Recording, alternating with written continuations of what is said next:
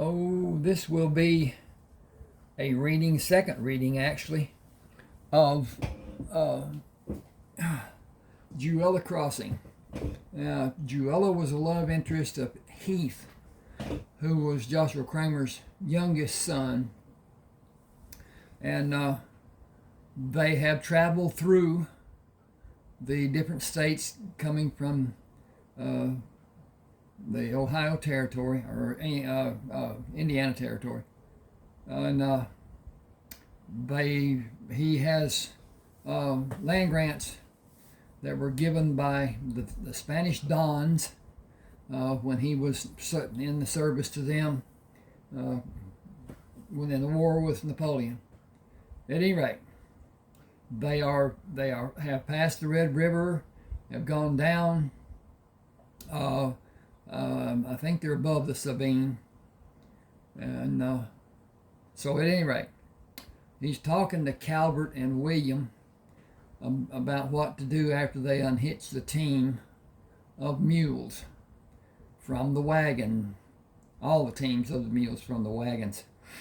At any rate, he's talking to Calvert and William, and if you read the first portion, which I will leave a short that will have the text to say about I've got several things on my mind right now, and they get all conglomerated. But anyway, I'll leave a link on a short to that first one, and I'll leave a link on a reference to the first reading to the continuation, which is this one. This is a long book. It has 117 pages. It's 73,940 words. That is about the size of most eBooks. But at any rate, this is the third portion of the life of Joshua Crammer, from Joshua to Joshua's Way, and now to Jewella Crossing. I named it after two streets in Shreveport, Louisiana, Hearn Avenue and Jewella Street. And so Jewella's name is Jewella Hearn. And at any rate, after this,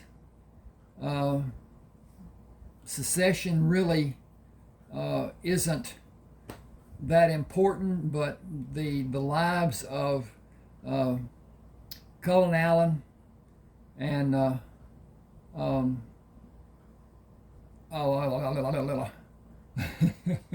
Kiowa Bennett in Kinsman Tribe 1 and 2, you could say, follow this. Then there is a story of Sherman and Heath taking over command of a ship, and then another portion of Heath going to around the South America and up to Portsmouth, California, which is fiction. All of my work is fiction. So at any rate, those together and whatever. These books can be purchased on Smashwords, SMASHAWORDS, smashwords.com. They can be purchased from me if you like, with an email, and I will send a attachment with an email that you can download and have on your reader, your computer, your tablet, whatever, telephone, and whatever. But at any rate, you can see my email address at the bottom of this, ron7560444 at yahoo.com. Send me an email, and we'll figure out a payment schedule and whatever, and what we can do. At any rate, this is Joshua talking. According to my calculations and the coordinates on the land grant plat, this is the land of our new home. We need everyone to refrain from any unnecessary movement and be as quiet as possible until we locate the people the outlaws are holding. It is going to be nip and tuck, but we are going to do it from ambush or hit and run. It is the only way to rid the land of the vermin and not harm innocent people.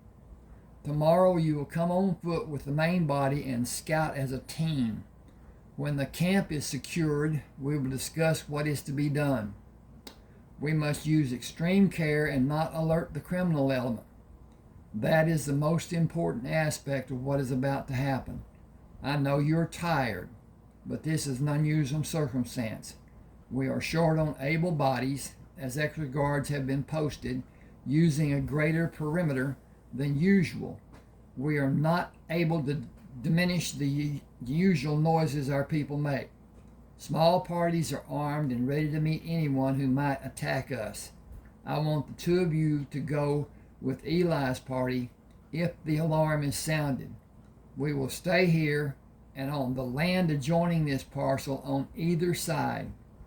It is the land I purchased from the man we met near the Hope trading post. I need you to help with removing the cages, especially the small swine, goose, chicken, guinea fowl, and turkey cages. You know how to get them out without harming the birds' feet and how to keep the animals quiet. After the crates are removed from the wagons, please remove the tables from the sides of the wagons and assist in putting them together. We will make permanent pegs to hold them together at a later time. Continue with those you've been using, even though some of them have become worn and loose fitting. The pegs. I should say that, I guess. Continue with those pegs. I'm going to put that in here. P-E-G. Continue with those pegs you have been using, even though some of them have become worn and loose fitting. They will serve us until we have time to replace them. Remember, each of the 8 tables will stand on the seat edge and legs, should you need to use one as a shield. Turn it up with the legs turned inward and it will be less likely to cause harm should someone push it over on you. The legs will contact the ground first and will cause a pause in the table being righted. It will give you a small amount of time to formulate a plan. The person's feet and legs will be visible to you if you have lowered yourself to the ground. You will have ample time to fire on 1 or 2 attackers before they can get into position after pushing the table over. You might be able to use a knife or tomahawk because the seat is set in almost in line with the tabletop. I got a laptop here. That would be unusual, wouldn't it? It will keep you hidden from someone who is still standing after pushing the table over. The person will expect you to be hurt by the table and should be surprised. Keep in mind the Spanish word for table is mesa. It might be needed if you're trying to keep an enemy gaining a favorable position. Not tired. William, I know that is not true. You and Calvert have been busy all day. Jimenez told us you was going after dark. I admire to go along. Calvert said, me too, sir. I'd be insisting if and I believe you'd listen. I assure you're going to find more than one of them men you've been worrying over at the house tonight. I was sore afraid you's going to need help with all them men's. I wants to be there near about much as you do. You two absolutely delight me. I have such wonderful people, and you two are even more exceptional in some ways. You are in a class all by yourselves. My first question would be to ask an explanation of your sureness of what will be found at the house, as I am confident you are sure. Calvert smiled at the beautiful manner of a child. We seen a lot of tracks on the road and leading up the lane toward the house. They was all made by 5 horses. They was coming and going, and only 5 sets of tracks. Master Joshua, I ain't wanting to go again your wishes, and I ain't never. But I gonna be sore tempted if and you says no. Me and William, we done talked on it, and we got us a plan to get 'em out of the house and where we can lay hands on 'em all at once. We got a plan to get more of them men's tomorrow if and you allow us telling you how. Joshua smiled. Please tell me both plans. I was only going to scout the house because it is so close to our camp and there are many indications the outlaws might detect and discover our presence. Our purpose was to keep our women and children safe. If you have a plan to allow us to eliminate the men you think are there, I will entertain any suggestions. 10:36. Huh? I got good hearing, but I have a hell of a time trying to figure out what you says time to time. William, Joshua smiled. Tell me your plans. The plan for tonight and tomorrow's plan. I would love to hear what you two have concocted. William asked, do you just make up words so I be struck dumb, or they be real words, and does they mean something? They mean something, and we will get into their meaning and their use later. Now, please go on with your first plan. We will talk about it. Afterward, I will hear the plan for tomorrow. Well, we was wondering about getting a wagon load of some of the girls and drive it plumb up to the door. Near about full moon tonight. Me and Calvert can scout the house to see if they be watching and come back to you and t'others. We can see to lead the team right up to the house. The girls don't need to worry none about the team. We set the break and all our men be hiding when them men come out from the house. Leave the girls all have a bottle and call the men out to see the girls, and all of 'em get a snort. When they's getting a drink, they get got fast with no noise. Joshua asked, where did you plan for everyone to be hidden? Some in the wagon, and some standing bent over out of sight at the back of the wagon. Leave the ties loose and off on the side the girl stands on. Have the girls spread out for room so as we can move in. Some folks push and pull the canvas from t'other side and we jump 'em. Could be a couple of us on both sides of the house. Wouldn't want to get in each other's way, but be plenty enough so as we be able to get them all to once. Got to think what to do if the women folks comes out of the house with the men's. We sneak up first and see if and all be right for what we is doing. Stand on the sides of the house if and it be all right. And t'others and the girls would know to come on. If and something be wrong, we go down to the wagon and see what else can be did. We need to stop them from making a loud noise and surprise them quick like so they can't. All right, I like the plan, but the women cannot be coerced. They need to volunteer without undue persuasion. Calvert waves his hands. Just wait and watch and see. Just watch how many jump when we go to talking about doing what is planned. You're going to have to choose who go and who stays. Glad it be for you to do. I tells any of them, if I tells any of them they can't go and they might near get me if I can't run so fast. We say nothing until the meal is finished. Agreed? Yes, sir. I just want to watch the fun. Paul would have loved doing this. He looked at the ground and back at Joshua. That's spilt milk, I guess. William, I have observed the phenomenon often occurs where all is given back which was once taken away. Evil, no matter how great or small, never prevails. Remember Job? He was abundantly rewarded for his faith. I ain't never met him. He lived back in Indiana. Calvert spoke to William. The Lord let the devil do bad things to Job, and Job wouldn't call out to cuss the Lord. It be a story in the Bible. Can you read, Calvert? I can read the Bible slow like. Master Joshua called them words out strong as the blowing wind. Most all them books Master Joshua got, I has a bad time trying. William said, well, I can't read. Nary a soul in my family can read. I mean my old family. I marked my name good, but can't read a lick. We got some time, sometime.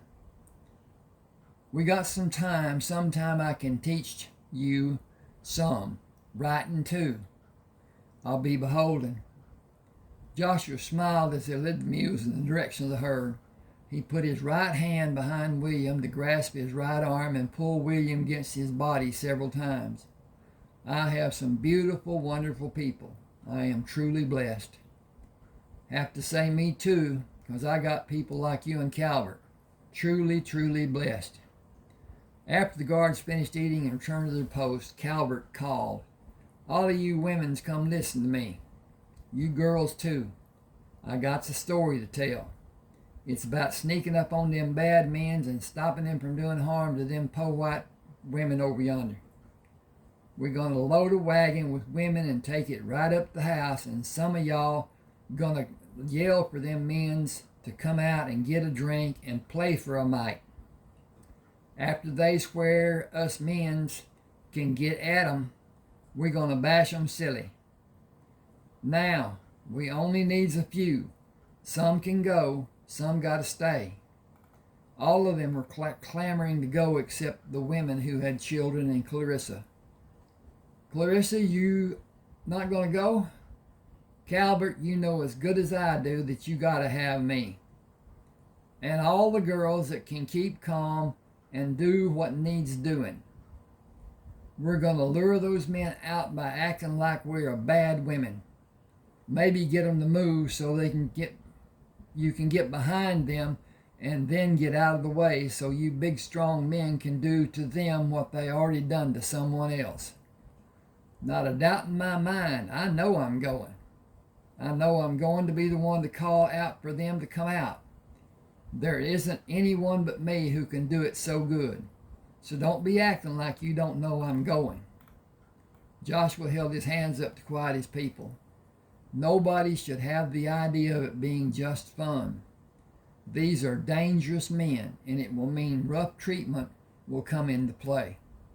Consider how you might be hurt before being quick to say you want to be a party to possible harm.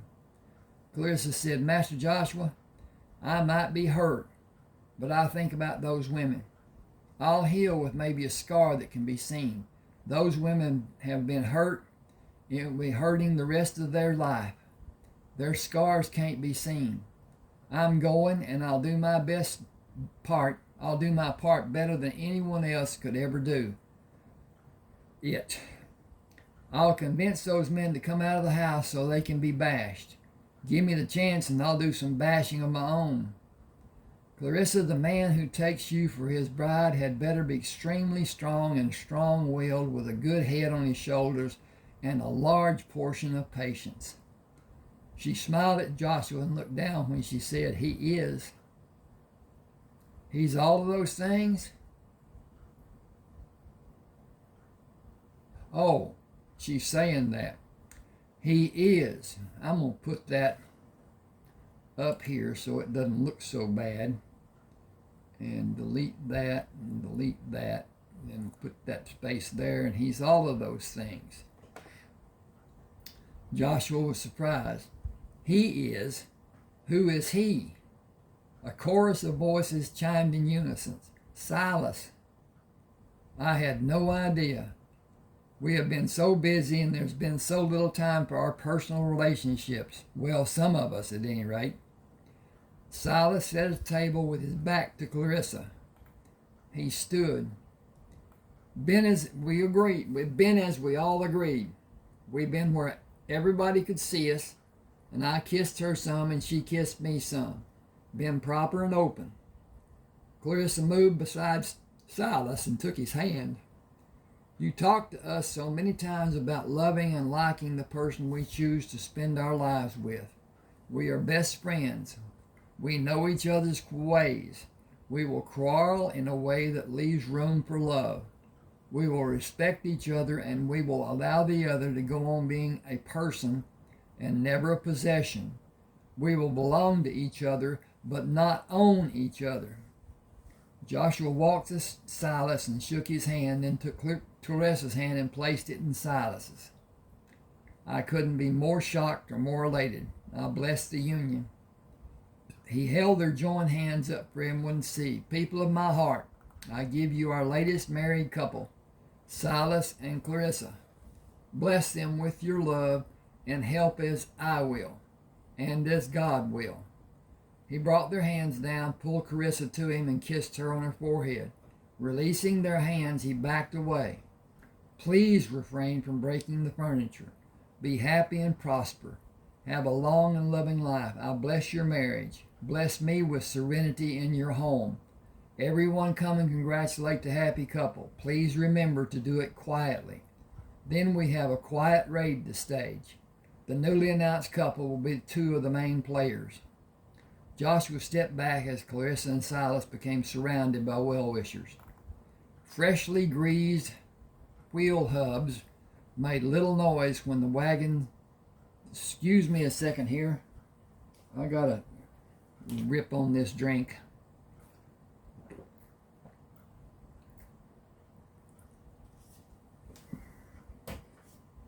I enjoyed writing this. I enjoyed producing it. It is published on Smashwords, as I said. You can find it under the name Jewella Crossing, and it will go to my page. The best part about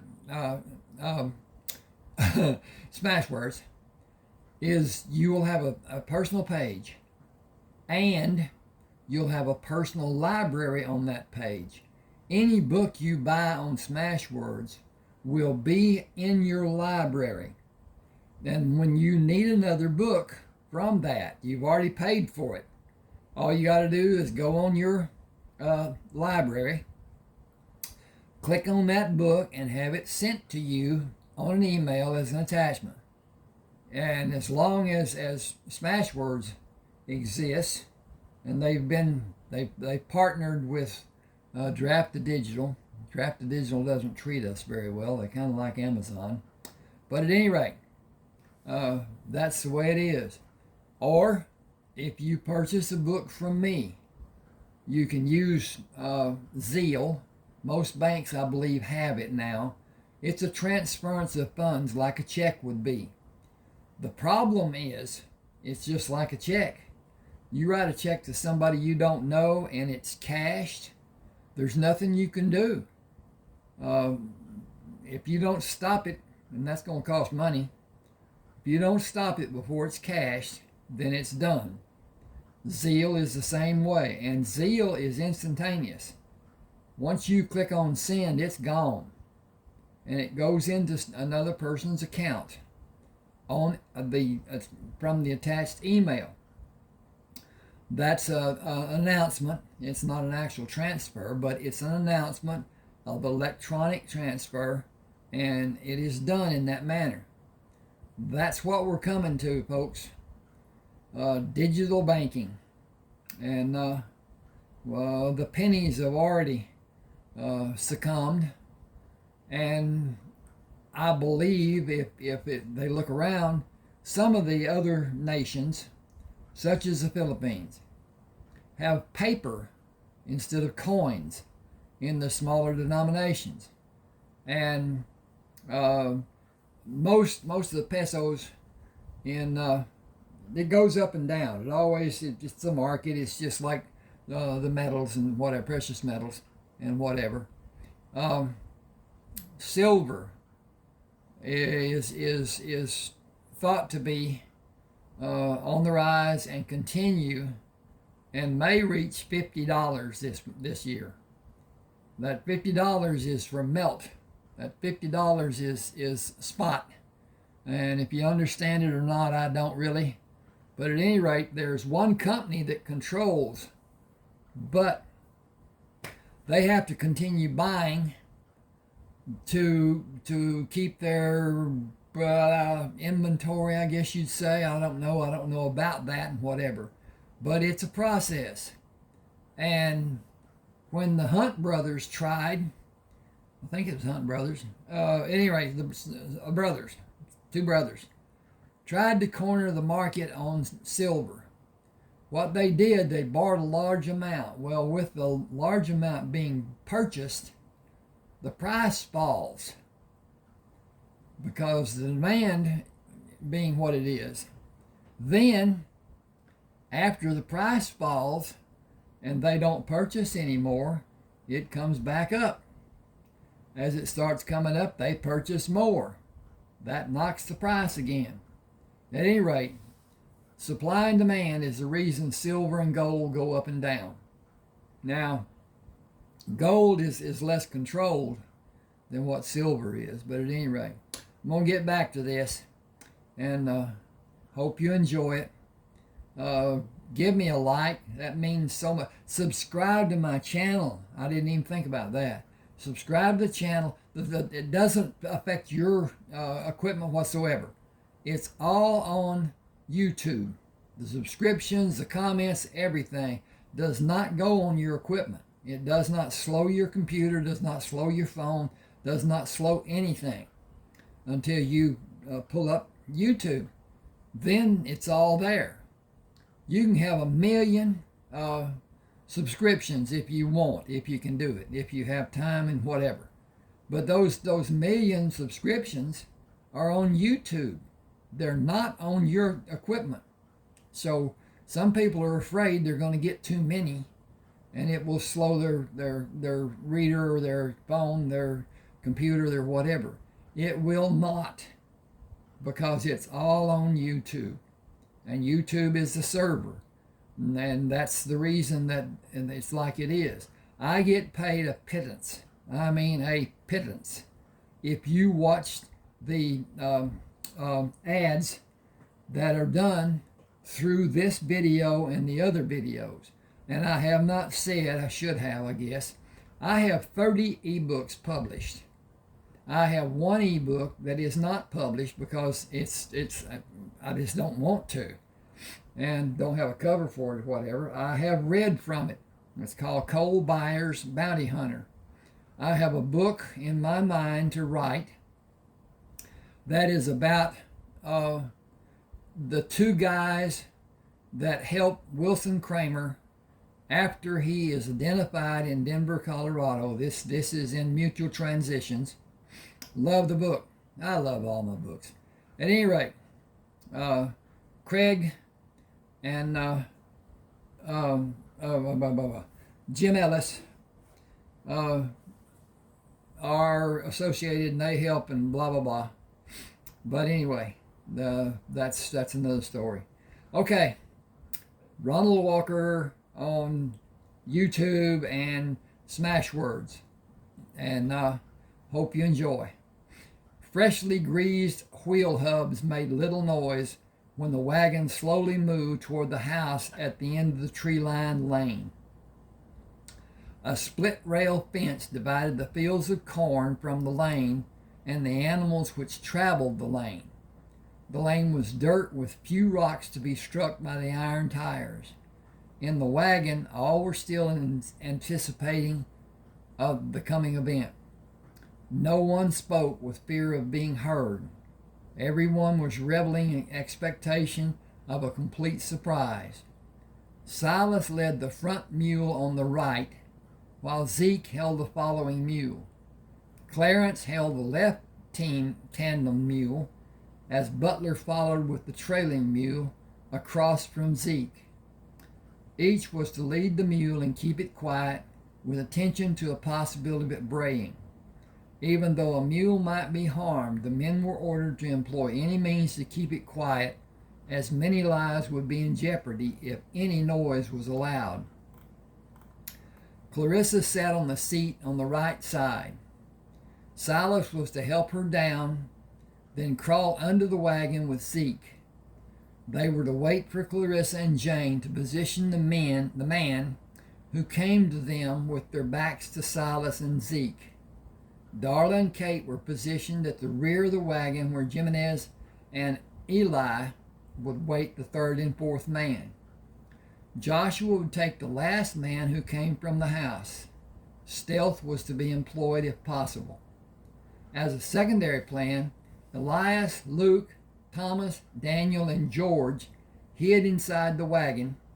I got to change this. If you want help, it's just a second here. Inside. I wrote it in the wagon, but that doesn't tell you much.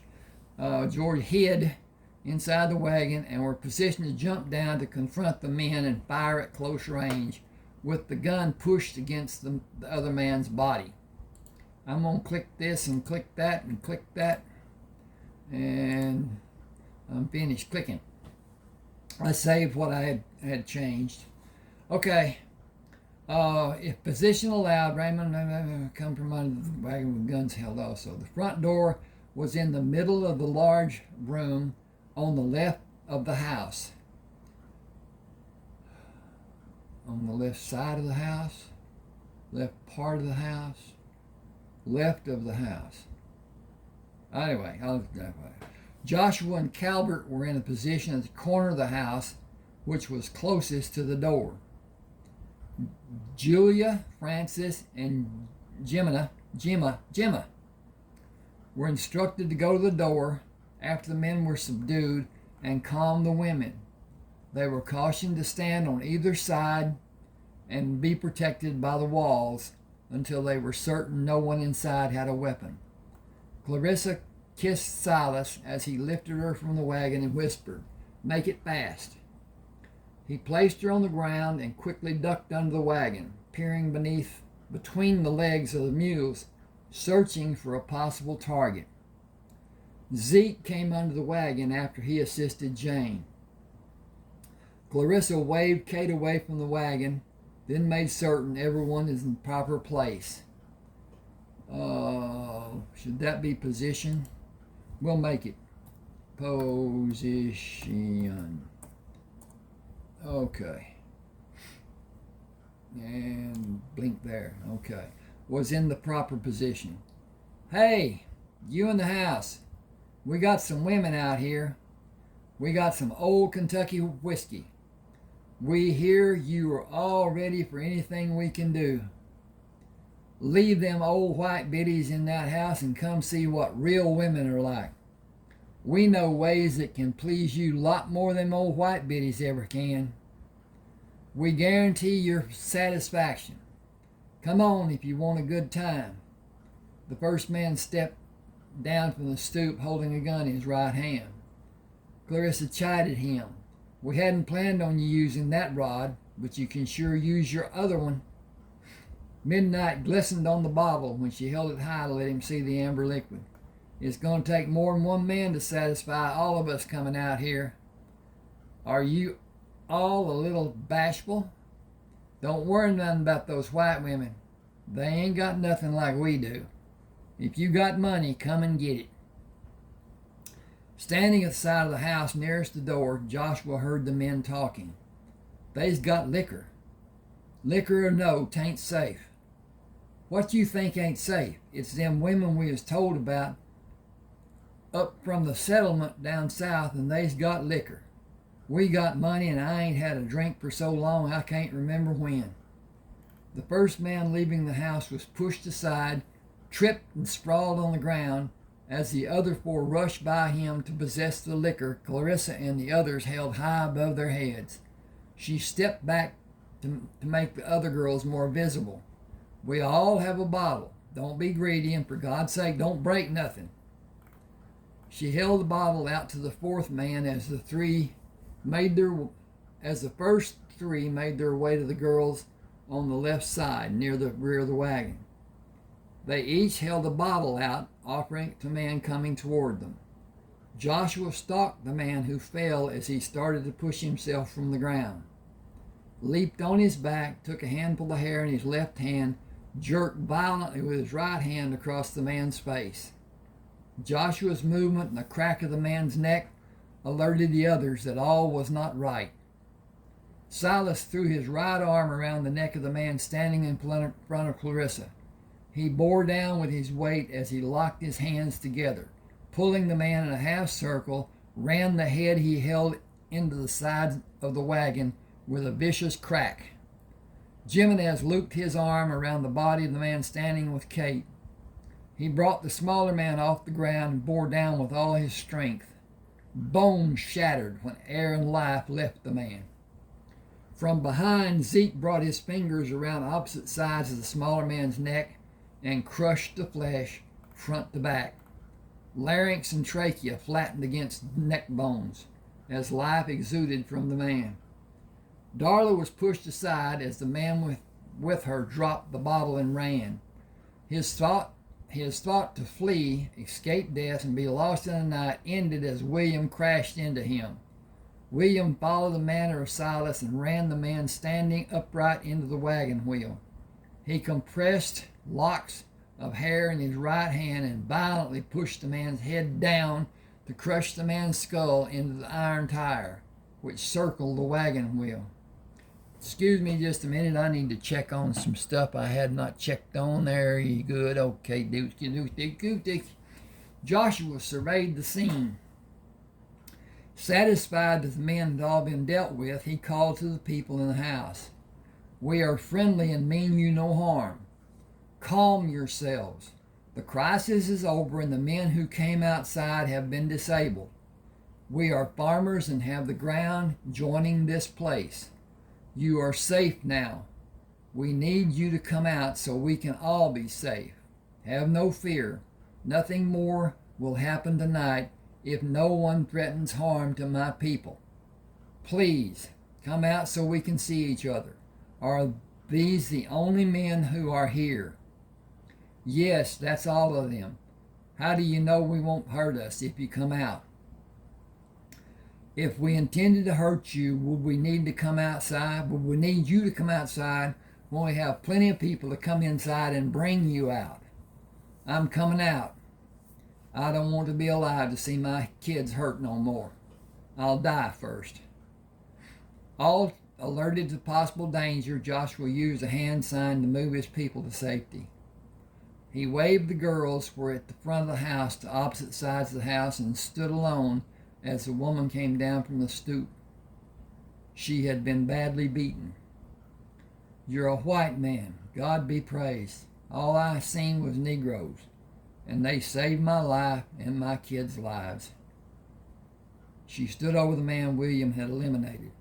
Give me a gun so I can kill him.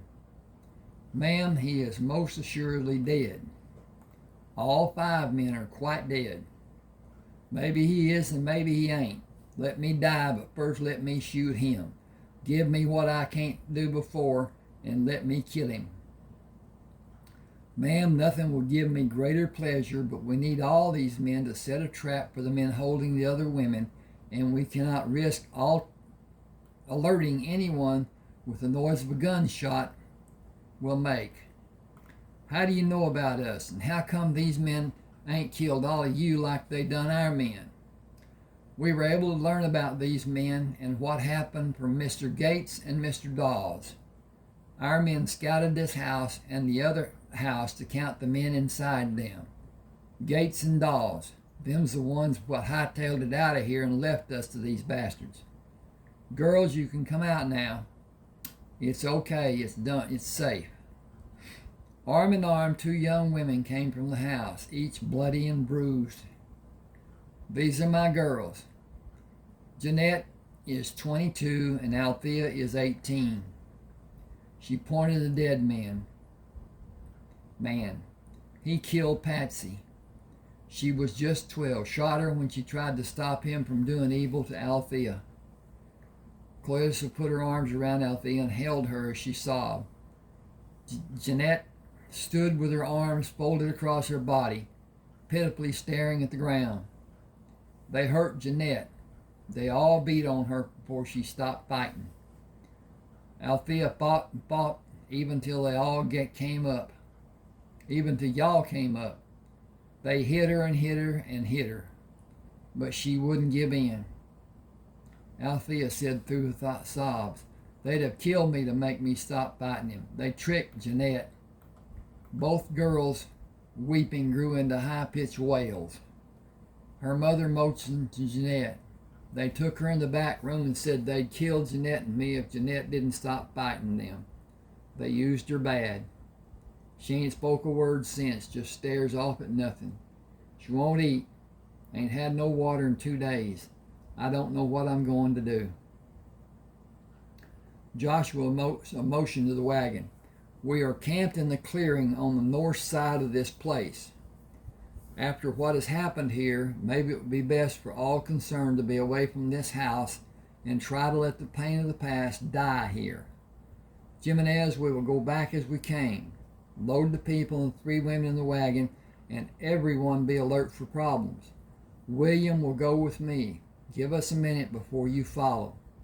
He slung the powder horn in the leather pouch which held wadding and shot over his shoulder, took his knife from the wagon, placing it in the leather scabbard in the center of the back of his trousers. He pushed 2 handguns into back pockets.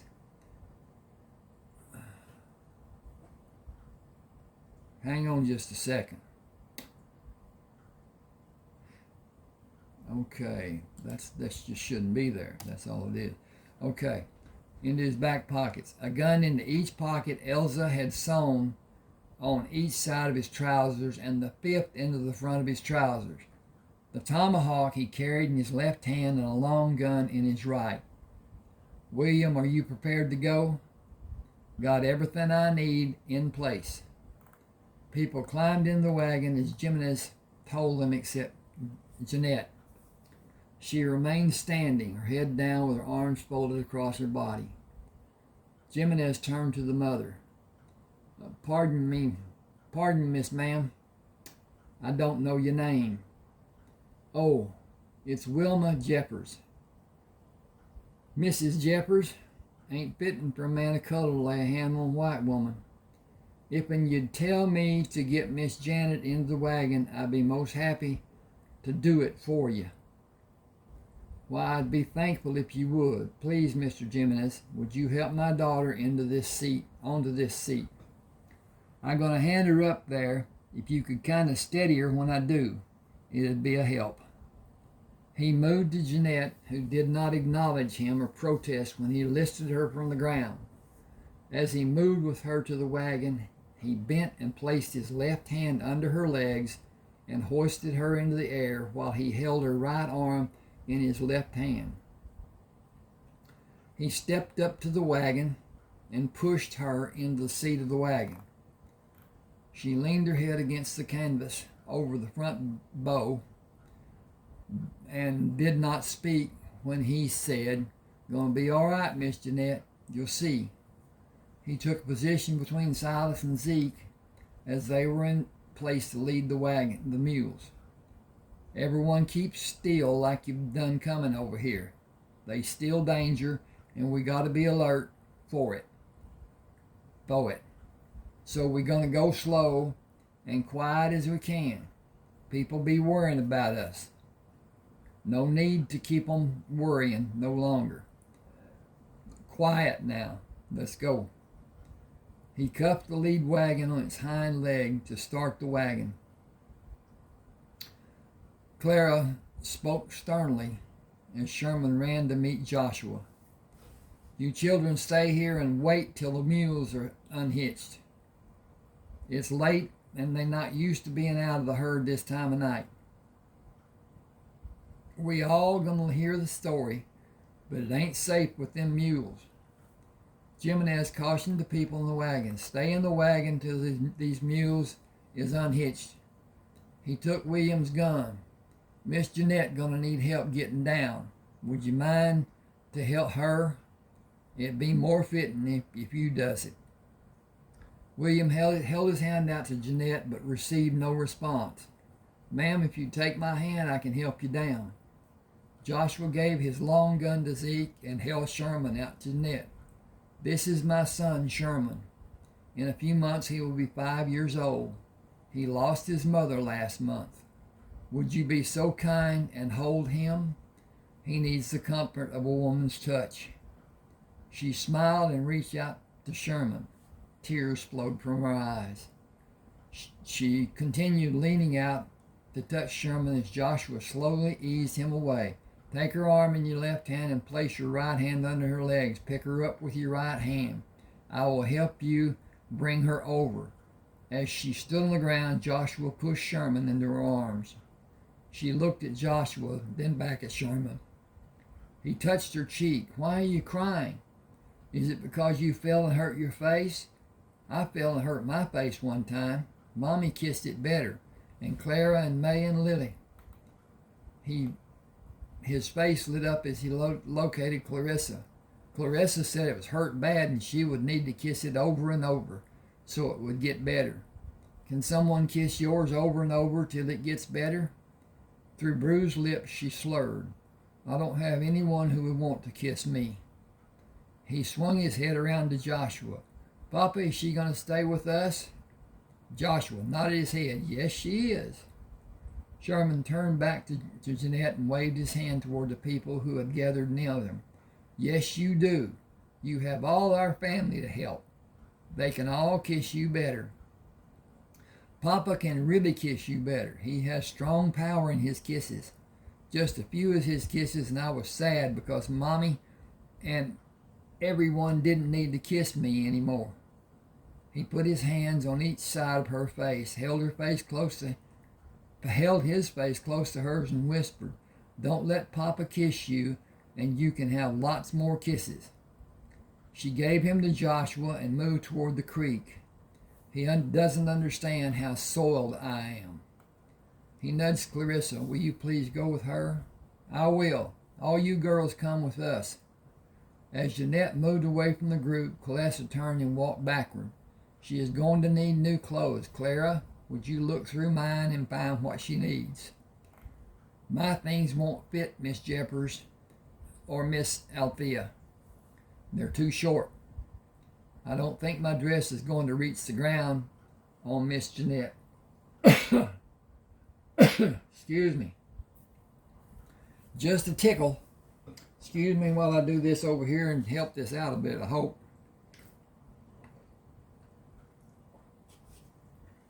Darla, bring some soap and towels, please. Thank you. Jeanette stood in the pool with water almost up to her shoulders as Clarissa and the other girls reached the edge of the water. They gathered the hem of their dresses and walked into the pool. Clarissa was first to speak. Darla is bringing soap and towels. The creek runs fast through here, and any mud you stir up from the bottom or soap suds gets washed away pretty quick. There's a guard through yonder and one over yonder and one over yonder. So we're safe here. None of the men, don't have no dinkums on it, and it needs them. None of the men will come to the creek until we're finished. You can take your dress off. Clara will bring you one of mine. I think it'll be too short, but we can put a hem on it tomorrow. Jeanette sobbed. Why are you all being so nice when you know what's happened? I'm dirty. I'm defiled. I'm ruined. I wish I was dead. God, I wish I was dead. Wilma and Althea came into the water. Wilma stood in water up to her chin, but still could not reach Jeanette. You thought they was going to kill us, and you saved our lives. That doesn't change how filthy I am. Nothing can ever change that. Nothing until I'm dead. Sherman spoke from behind Clarissa. I don't want you to die. Mommy died and I was sad. I want you to stay with me and never go away. Will you please stay with me? Clarissa got married today and she only kisses Silas now. They won't live with us anymore and I feel like crying, but I don't want to cry. I don't want you to cry, so I won't cry. Papa said you could stay with us. Will you please stay with us? She covered her face with her wet hands and sobbed as Frances left the water and walked away from the pool with Sherman in her arms. As sunlight broke in the east, 5 lifeless bodies were seated against trees facing the large clearing. Their hands were tied behind the tree, holding the bodies upright against the trees. Thin green tree branches placed under their chin held their heads erect to allow the illusion of consciousness. 11 men sat on horses on the hill overlooking the clearing. Wilma volunteered to ride before daylight to warn them of Joshua's intention to execute the men at noon. She told how they were lured from the house and clubbed to the ground before being brought to the clearing. They pulled her from the horse and tied her hands around a porch column with her legs hanging over the edge of the porch. William and Calvert climbed down the ladder from the hayloft after the group of men rode out of the barn. They stood in the shadow and watched the 2 men who were left to guard Wilma. Joseph and Daniel stayed in the loft to fire on the men who might return. They would carry out the orders to save Wilma at all costs. Joshua, Zeke, Silas, Luke, Ezra, Spencer, Nehemiah, George, Clarence, Thomas, Butler, Raymond, Robert, Bert, and Quentin waited inside the darkness of the trees as the men on the hill argued about what they should do. It might be a trap, and why'd they let that woman come warn us? She told us she was afraid of them darkies. She told them she was going back to the house to get her Bible. You know how women set store such things as that. Anyway, there's only 6 them darky farmers, and we seen them when they went back to the women for to eat. They ain't even got no guns with them. They think they got us all tied up down here. We're going to surprise the living hell out of them, out of a lot of them, when they come back. I still think it may be a trap. Trap or no, that's my brothers, and we're going to go get them, and the others. We're going to ease down on this hill, and some of y'all keep lookout for them farmers coming back, whilst we get them free. We're going to kill every man, woman, and child when we find them. No fooling around. Kill them stone cold dead. You ain't got no use for them. Let's go. Earlier, Joshua told his men to number themselves as a line and count the oncoming men to find the coinciding number as the target with him at the center of the count. I will hand signal each of you to my right and left what the number my man will be. You each signal the opposite person what your number is to be. Just use one hand and keep your gun pointed down. The man being signaled, count the fingers you are flashed and wait for the final flat hand signal before you start signing your number. Everybody, if you can see to do it, count every man's signals so there are no mistakes. Aim as close to the center of the whole target as possible. We each have 2 charged long guns. Have the hammer cocked and ready to fire with the barrel pointed toward your intended target. Be ready before your target is ready. We each have 2 handguns. Be purposeful and remain calm. If there's a mistake, let it be theirs and not ours. Aim tight and there will be no misses. The trap is set. Wait for an indication from me before you do anything. Use the cover of the tree for a shield, but do not rest the gun on or against the tree, as it will restrict any movement you may want to make in adjusting for another target. These are not men. They have committed acts of an inhumane nature and cannot be considered to be men. They have already proven their savagery, and they will kill just because it is their nature, not for self-preservation or defense, only due to uncaring meanness. Expect no favor, for they will give none. Kill them as you would a rabid animal. These men are more cunning and more dangerous. Hang with me just a second. I got to check again, stand up and get whatever and see what's what. And we're doing okay, I reckon. Yes, okay. I think my last time I used this phone, I had a cover on it. I think it got a little hot.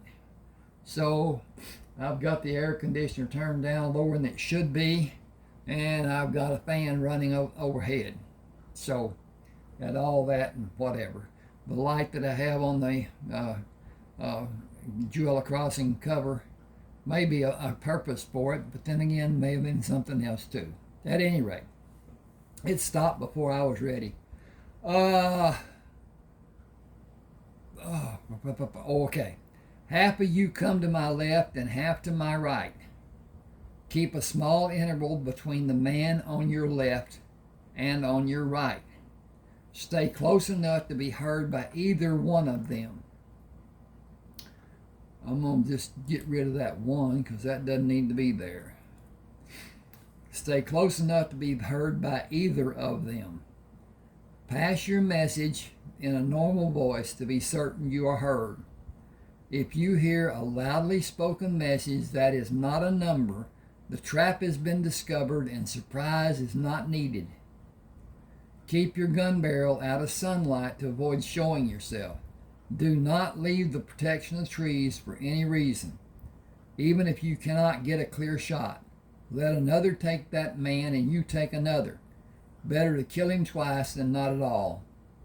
Take your positions, signal, and then do not move. The men came down the hill, spaced apart in single file. At any alarm, ready to flee and return to fight. Joshua did as he instructed the men and counted the number of men. He took the fifth man to keep some of his firepower in reserve and ease the problem of signals to be given. He flashed the hand signals right and left and prepared to fire as the men moved toward the bound men on the ground. As the fifth man came into view, directly in front of Joshua, he fired. A crescendo of firing followed his shot. He quickly placed the spent gun on the ground and brought the additional gun into firing position. Nothing remained as a target except fleeing horses. A man tried to rise in a position to his left. The man fell to earth as two guns aimed at him were discharged. All was quiet. Zeke, Silas, take your positions. Everyone, watch your man for any movement. Shoot only if it is safe. Otherwise, sing out and we will decide who shoots. Zeke moved around the left in a flanking action as Silas moved to the right. Each of them made certain the man was dead before he moved to another man in the line. Silas called, "Live one here." He pointed the handgun at the man and fired, then switched guns and moved to the next man. He and Zeke met at the sixth man, whose eyes were open and moving. Zeke shot him. "Didn't want you to have to clean 3 guns tonight." He turned and signaled Jimenez to bring the wagon down from the hill where it had been concealed.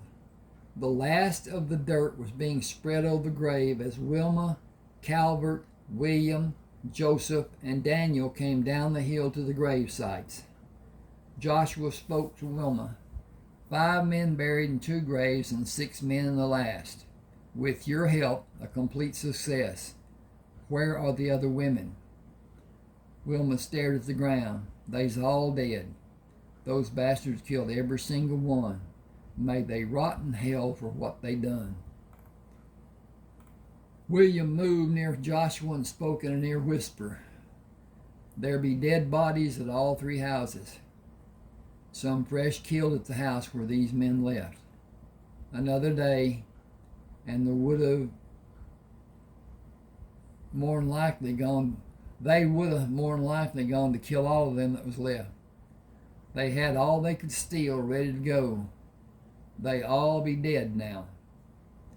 The men you killed and the women back at the house will need burial. William, take as many as you need and see to it being done. Take 8 shovels and each man carry a long gun and a handgun. You are to supervise and stand guard with other men guarding, as you believe be needed. Be mindful of dangers as other men may be lurking. Scout the area, and if need is such, come to the camp and finish tomorrow. I will take the younger men back with me. All of you listen to William and be careful. There is danger and there is a burial detail. Be quiet for the reverence and for safety. Sherman's usual greeting for Joshua was missing as the group returned to camp. The wagon stopped and Joshua and others got down to meet Deborah carrying Heath, wrapped in a blanket. Lily followed with Jeremiah on her hip and Missy in tow. Missy dropped her hand and ran out to jump into Joshua's arms. They stopped when Deborah and Lily met them. Lily smiled at Joshua. I want to be out of earshot from Jeanette and Sherman. He has not left her all day. When she went to use the pot, he pulled the sheet off the line to be able to see her. At breakfast, she said she was not hungry, and he said if she didn't eat, he wouldn't either. They both ate. Same thing at lunch. He would only eat if she did. He would only drink if she did. He ain't been thirsty all day. He's sitting on her lap, and that's where he's been whenever she sat down.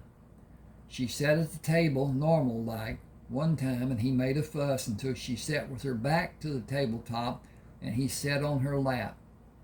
He's had about 10 short naps, but not any lasted any time. He lets her sit him next to her for just a few minutes, and then he'd be wiggling back on her lap. He looks back at her, turns so he can see her, and smiles. So she has to too. Oops, don't need that. Well, I fixed it, I guess. File. Okay, go back. Woo! It stayed there. All right, I need to go to home. That's good. Okay, now I can do what I need to do.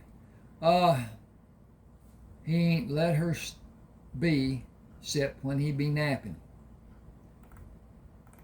Joshua placed Missy on the ground and walked to Jeanette with Heath in his arms. Trade you one son for the other? She smiled, and Sherman started to protest. Joshua spoke to him. Do you want Heath to feel he does not deserve? No! Does not deserve a turn on Jeanette's lap?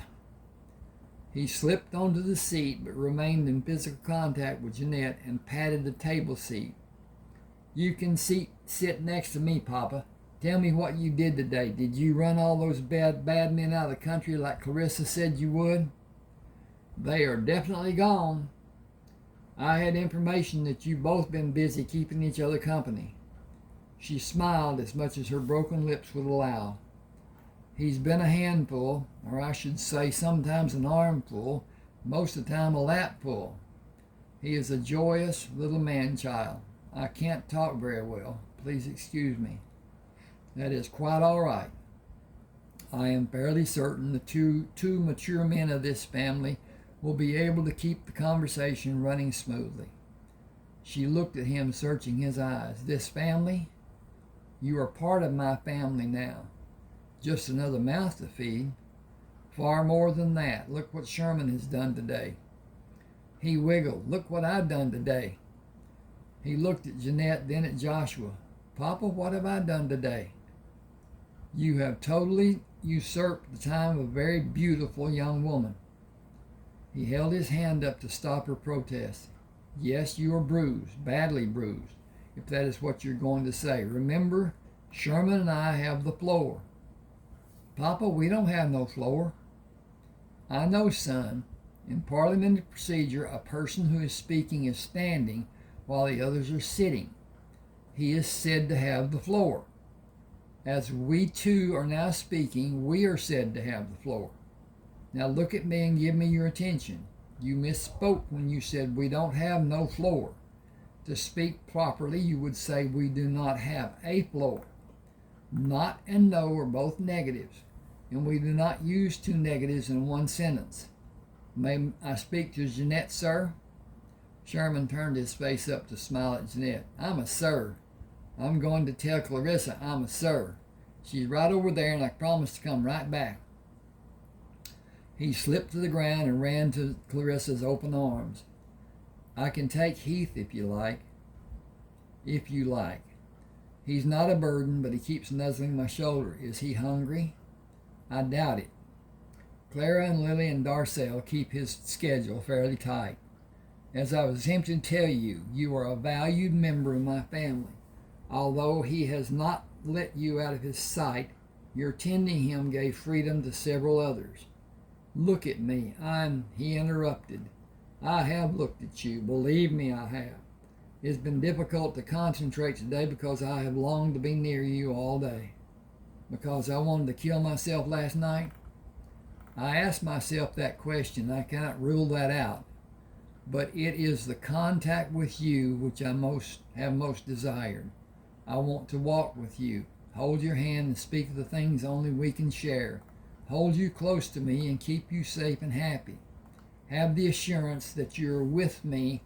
Use your intelligence as a sounding board and a source for advice. Have your strength to buoy mine. He stood when Sherman came to them, holding his hands out. Holding his hands out, she handed him Heath. Tears fell, and she wiped her eyes with her hands. He continued, if you want that too, come to me. It will require open arms and trust. I will not ask you for anything you are not able to give. I want you to be well. I want us to spend the rest of our lives together. I want all the personal things a man and woman share. I want to know you as no other ever will. More than that, I want to play with you, as long as you and I can play. Sherman does not give himself freely as has with you. I am absolutely sure he has made his choice, and he is not wrong. Neither of us is wrong. Excuse me just a second. See what's what here with this being what it is, and it is okay. Okay. He brushed his fingers through Sherman's hair as he turned and walked in the direction of the creek. Handing Heath Darcel, he continued to the creek. Jeanette looked after Joshua as Sherman put his arms up to be picked up. She took his hands in hers. Your papa is going down to the creek. Would you like to walk down there with me to be with him? Are we always going to be with him, forever and ever? He has asked me to be. Good. He slipped his hands from hers, turned toward the creek, and held his hand out to her. With her hand in his, he looked up at her. Let's go, Mommy. Joshua saw her reflection in the still pool when she moved beside him. She leaned against him and put her arm around his waist. He drew his arms over her shoulders as Sherman wiggled between them and put his arms around each of their legs. I am terribly sore. You will be for a few days. It will be a bad memory, and it will last until you learn to live with it and drop the guilt. That is the harshest and hardest part. You must stop carrying the guilt. You are the same wonderful person that had everything to live for just a few weeks ago. You brought joy into so many lives, and you're so deserving all the blessings you're able to receive. He paused. I believe we knew each other in the life that was before we came to earth, and I believe we made a pact to find each other in this life. I believe we are perfect for each other. I can't be a wife. You can be close and give comfort without either of our sexual needs being satisfied. When you are healed and the memory is blunted, the desire will return. We will wait and give both of us time to want each other. There is no reason to rush. I have what I want. She moved closer to him. I have all I ever dreamed of having and more still. Sherman enjoyed being in this position and gently rocked his body between them. They stood in that position until they heard Clarissa come down the bank behind them. Hang on just a second, please. I've got to go up. Okay. Oh. Clarissa pulled Sherman into the air and brought him into her arms. Supper is ready. Turning, she hurried to the first table. Everybody, starting with Jimenez, moved down one place. Jimenez looked at her questioningly. You heard me. Scoot one place. We got a new mistress. All of you get real busy looking at your plates. I'll swat hell out of the first one I see looking up here. Jimenez moved down one place. He stood with his knees bent, took the tabletop in his left hand, and turned his body, offered his free hand to Jeanette. May I help you be seated, ma'am? She ignored her tears as she took his hand. Thank you, Jimenez. Thank all of you. As Jeanette and Joshua sat at the table, still holding Sherman in her right arm and seated on her hip, Clarissa felt Jeanette's left hand cover her own as she placed it on Jeanette's shoulder and leaned her body against Jeanette's back. Master Joshua, all of us, those who can be, are at your tables. Those that aren't wish they were. Will you bless us, please? Our eternal Heavenly Father. As the clearing where William and Calvert set up the night camp, Joshua explained the existence of the newest member of the Crammer family. William will be with us now. If anyone has a need, I assure you William will assist you. Please make him welcome, but remember to allow his personal life the chance to continue. On separate days, the swine... Oh, he stopped talking. Okay, I'm thinking there should be quotation marks there, but there's not because he's not talking anymore. On separate days, the swine carts were taken from the transport wagons, and while it was being cleaned, the animals were allowed to be free. Herd dogs were strategically posted with two guarding each of the food preparation areas. A very pregnant gilt approached the crowd of people and pushed her way through to gain Joshua's gentle hand strokes while he was speaking. He turned his attention to her. Well, hello, Gilda. Enjoying your freedom, I see. I hope you have no expectations of sleeping near me. I desire companionship, but you fall a bit short of desirable. Master Joshua, Clarissa called from the nearest. I'm going to change that a bit. Okay. So now they know. Clarissa called from the nearest cooking area. How do you know all them animals? Even call them by their name. Ain't another soul can get near most of them. That mean old black and brown bull nearly runs over the other men that try to do anything with him, if they don't have the dogs to help. I seen you the other day when you started after him. He puts that big old head down and watched you walk right up to him and scratched him. And scratched and scratched and scratched. I was scared for you at first. After you started scratching, I just stood and wondered, how come he stands for you and they're about to kill the other men? As with Gilda, I have spent time building a trust with the animals, and as to your next question, it has not happened quickly. I think it has been time well spent. Buster is the husband in our herd of cattle. His superior breeding will allow his breeding the cows and their young females. The offspring will be superior to any cattle which are now in Texas. We are going to gather the wild cattle roaming the land we are going to farm and surrounding area. His grandsons will breed that future stock. He is the one animal we cannot easily replace because he is bred so well. He is gentle when he chooses to be. the iron ring in his nose, and the dogs are always ready when he chooses otherwise.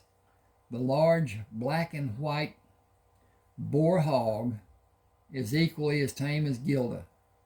Like her, he will search for a gentle touch. Unlike Buster, his gentleness is constant, except when breeding time is near. He must be given a wide berth during those processes. How do you tell them apart? Them 8 sows look just about alike to me. I am able to call each by name because I have spent enough time to discern or see the small differences.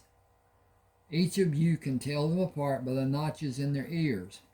Their right ear indicates or tells their lineage, while the left ear indicates or tells age and place in the litter of their birth. It is also true of the cattle, sheep, and goats. It is much more difficult with the birds, without spending a great deal of time with them. The children who gather food and care for them are able to call each by name.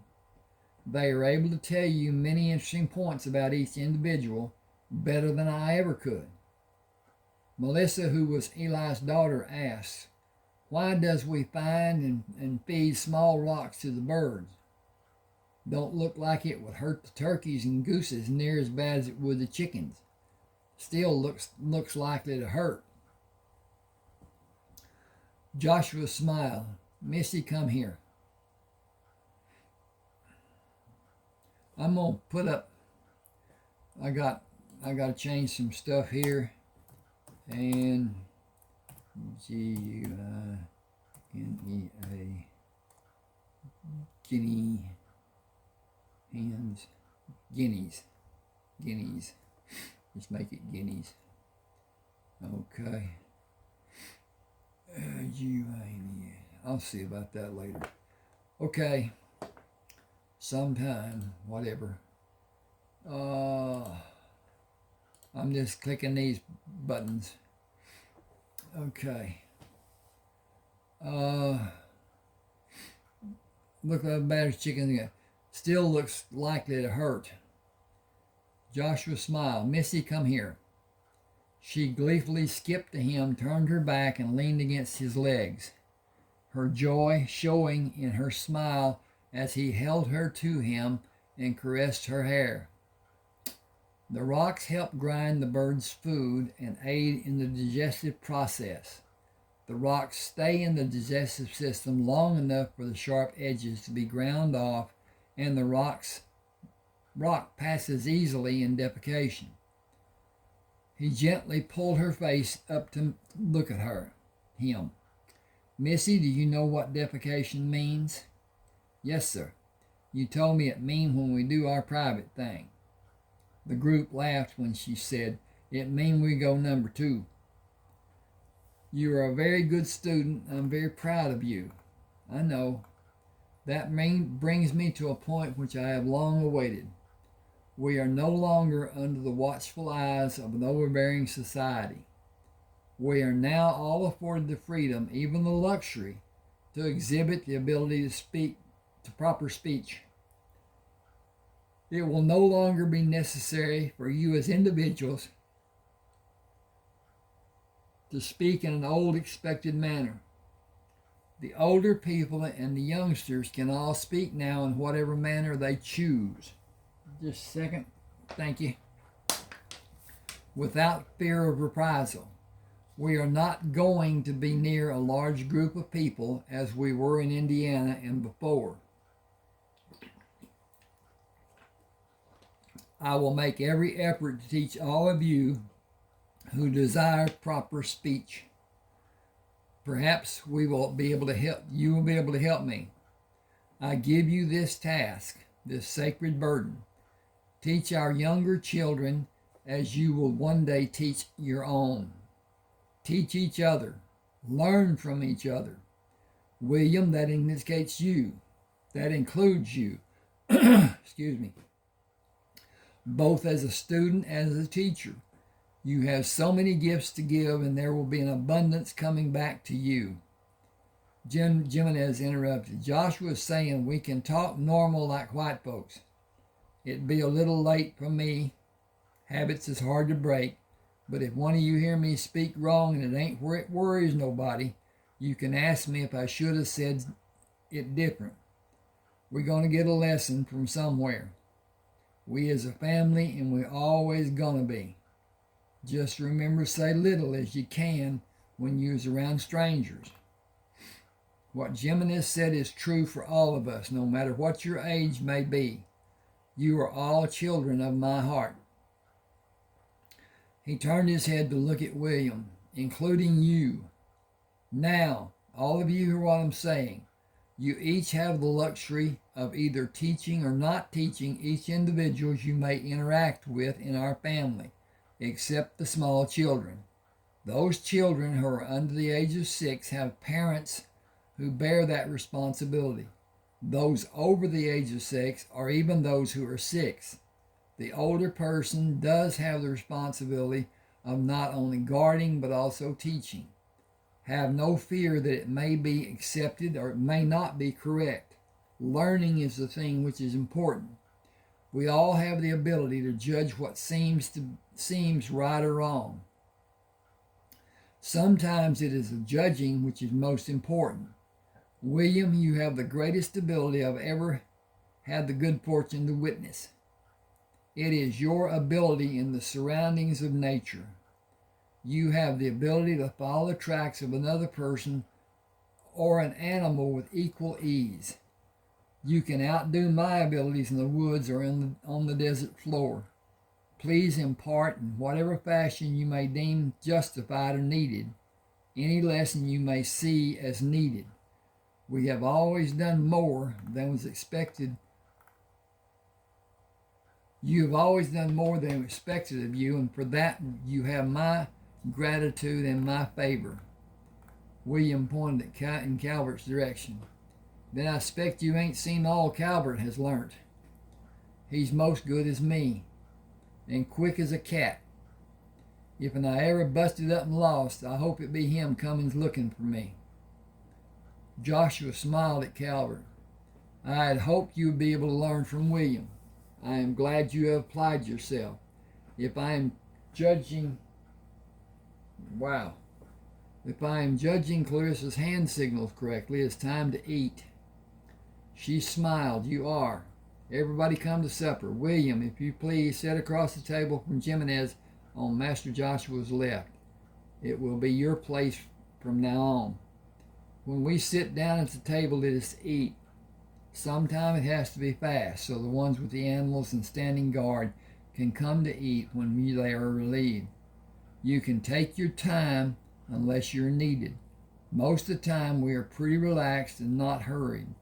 We mind our manners, but mostly we eat. If you need something, just ask and it will be passed to you. Be aware that something may be passed that you may need to help pass. Be aware that something may be being passed that you may need to help pass. Please feel at home because you are. Children, your places are set. Leave William so he can eat. And remember, if you leave food on your plate, or if you haven't got enough on your plate, we will all be plenty glad to help you. Now be quiet for our blessing. William moved around Joshua to sit in his place. I don't talk like humans. Clarissa motioned him to be seated. We are all different. You're a good student and quick to learn. You will listen and learn like all of us. The little ones will be your best teachers. You are gentle and caring with them, and they admire you so. They want to be near you and learn from you, and you can learn from them. Loving each other is one of the things that holds us together, and you have so much love in you. You fit in nicely in our new family, and we will all benefit by your presence. Master Joshua, we are ready for your blessing. Okay, this is chapter 34. Now, I haven't told people, but the chapters are numbered in succession through Joshua, through Joshua's Way, and through Jewella Crossing. And so this is chapter 34, and I think it goes to 44, 45 or something like that. And I'm checking on everything, and I'm wondering about things and if everything is what it should be and whatever. Okay, go get you a drink or something, and I'll be right back. I have something that's pressing, and then I will continue reading. I will talk while I'm doing it, and everybody will know I'm still here. But that's another thing. I'm just going right over here, check on this stuff, and see what's what. And this is off. Therefore, that is off. Okay, I don't want that.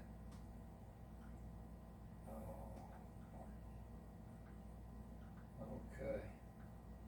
Alrighty.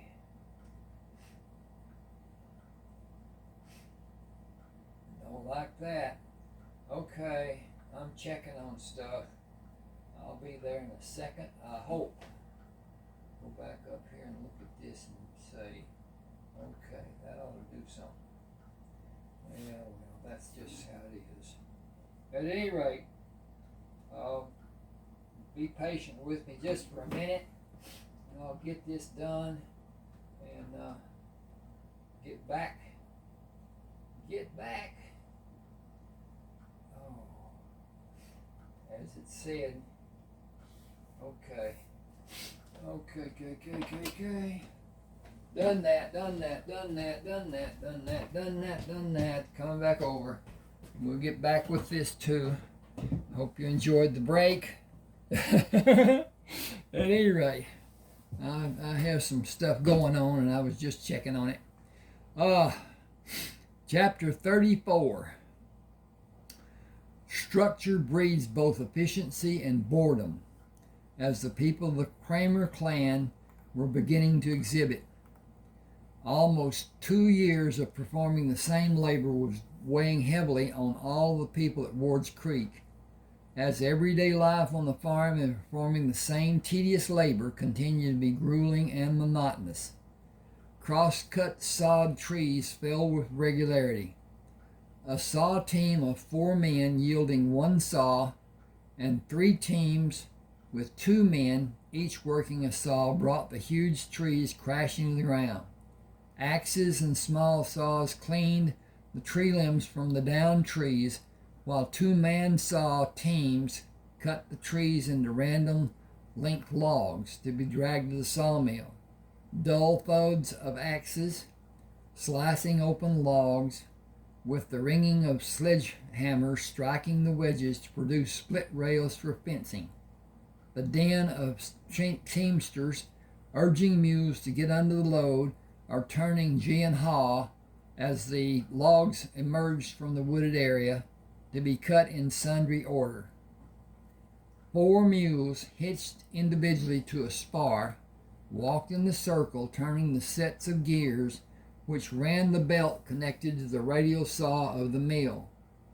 The operation was relatively quiet in comparison to the constant pull and backing of the 2 opposing mule teams moving the slide for the saw and the deafening whir of the saw cutting logs into timber and boards.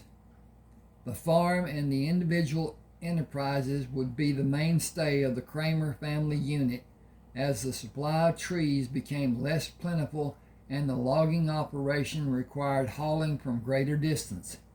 The logging operation supplied the needed wood for all the different items which were produced at the Crammer farm, and also supplied the wood to construct the buildings on the Crammer farm.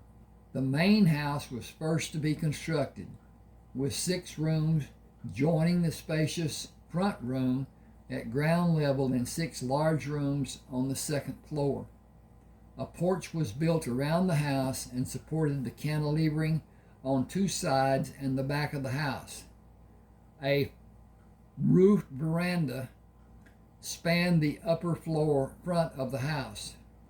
Houses for Jimenez and Clara, Eli and May, Calvert and Lily, Silas and Clarissa, Zink and Darla flanked the cookhouse, with houses for unmarried male and female outlying those buildings. Robert and Jean's house was scheduled to be finished soon. Jean found new ways to prompt the carpenter crew to have her house finished before Easter, while the building slowed as the crew grew weary of their labor. William's house was being built 100 paces east of the Crammer house with a kitchen inside. His courtship of Althea had been ill-planned and faltered many times. It came to fruition one frosty morning as she sat at the breakfast table. His proposal was as brisk as the morning air. "Cold last night. Do you want me to keep you warm tonight?" "Yes, I do, you big ox. But since you said it in that manner, I have several conditions. The first condition is that I have a room inside for a kitchen, with water piped inside. We can take our meals as usual, but I can cook inside when it's cool enough. I want a fireplace in every room that one can be built in, even if the fireplace has to be built before the frame of the house is done. Joshua's house is warm in every room because of the fireplaces and the vents that let heat go upstairs. I want our house to be warm with love and warm with heat. I want our children to be warmed by both." The Jeffers land, which joined the Crammer farm, was given to Althea when Wilma left for Tennessee. Her dilemma was that a woman could not hold land granted by the Spanish government in Mexico. Althea would keep the land until a protest was filed or an official forced her to relinquish the land. William's amorous attention was a welcome solution to a problem. The three-story barn had been under construction from March through September of 1834. A 12-stalled farrowing house had effective protection from the cold north wind by the towering barn. Corn in abundance had been gathered from the fields of the 4 abandoned farms. The 4 gardens were specialized, as each grew 2 or 3 varieties of vegetables, plus small amounts of the patrons' favorites. The harvest of each had been planned as a communal sharing and was staged to allow time for each to be gathered. Aroma of vegetables, cooking for canning, wafted across the compound through the days and nights to keep pace with the harvest. The clay pots were ready, and beeswax sealed the lids, which were held in place with pressure from a harness of wire. Clay pots, wax, and wire were all produced by the members of the Crammer family. Ripening fruit from the trees Anton Gates planted became a quandary for anyone Missy could entreat to garner a prize for her, until Jimenez assigned people to gather the fruit to be canned or dried. The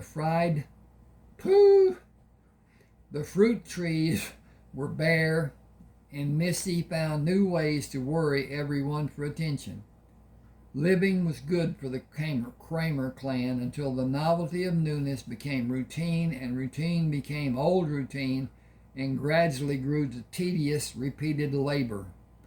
A party would have been in order in a diverse society, but the nearest people were many miles of difficult travel from the Crammer family. Joshua left the crosscut saw standing on one end against a tree as the 4-man crew of Joshua, Jimenez, Silas, and Zeke moved to the water bucket. They employed the standard contortions to loosen cramped muscles as they walked slowly. Excuse me a second here. I need to look. Yeah. Whoa. Did that stop? No, it's okay. Okay. I thought my recording was stopping. At any rate, the leather goods... this cutting should finish the load on the 12th wagon. We will soon have enough lumber to sell. The leather goods will bring a good price. I have no reason to believe the powder will not also. There are several partially broken horses. The young mules are only eating our profits. It will soon be time to make a discovery trip south of the bayou and try to locate someone who might be able to trade for or buy the things we have. We will take the horses and mules to sell on the first trip and take the wagons with the forged and manufactured items for sale to the local people or to a store or perhaps to a blacksmith. For the second trip, we will load all the wagons which do not have wood on them with the other items and use the older mules which we need to sell to pull half of the wagons. If the wagons are not sold, they will be double hitched to be pulled back to the farm by the younger mules. Eli has barrels and half barrels which can be sold. We will stuff any cracks and fill the wagon with corn to a few inches below the top of the sideboard. Then put the half barrels upside down and work them into the corn. Crowd them in and let them support the barrels we place on top of them. Fill those barrels with corn and just float the top of the barrel. That should be the cover. That should be the cover. Float the cover. Dink, dink, dink. Just float the cover of the barrel. The lids for the half barrels will be pushed on edge into the corn. We will be careful not to overload as we will not have many places to carry extra axles other than the ones with the spare tongue under the wagon. I believe there will be a large demand for flour, and we can sell or trade small portions to individuals, and perhaps we will find a store to sell to at a later time. We have much that people want. Robert and his crew will have 8 or 9 wagons finished before we come back. That will give us a total of 26 or 27 wagons. We will sell most, if not all of them, if the price is right. Daniel and George and the carpentry crew will have been especially busy. Excuse me, I'm going to back up here.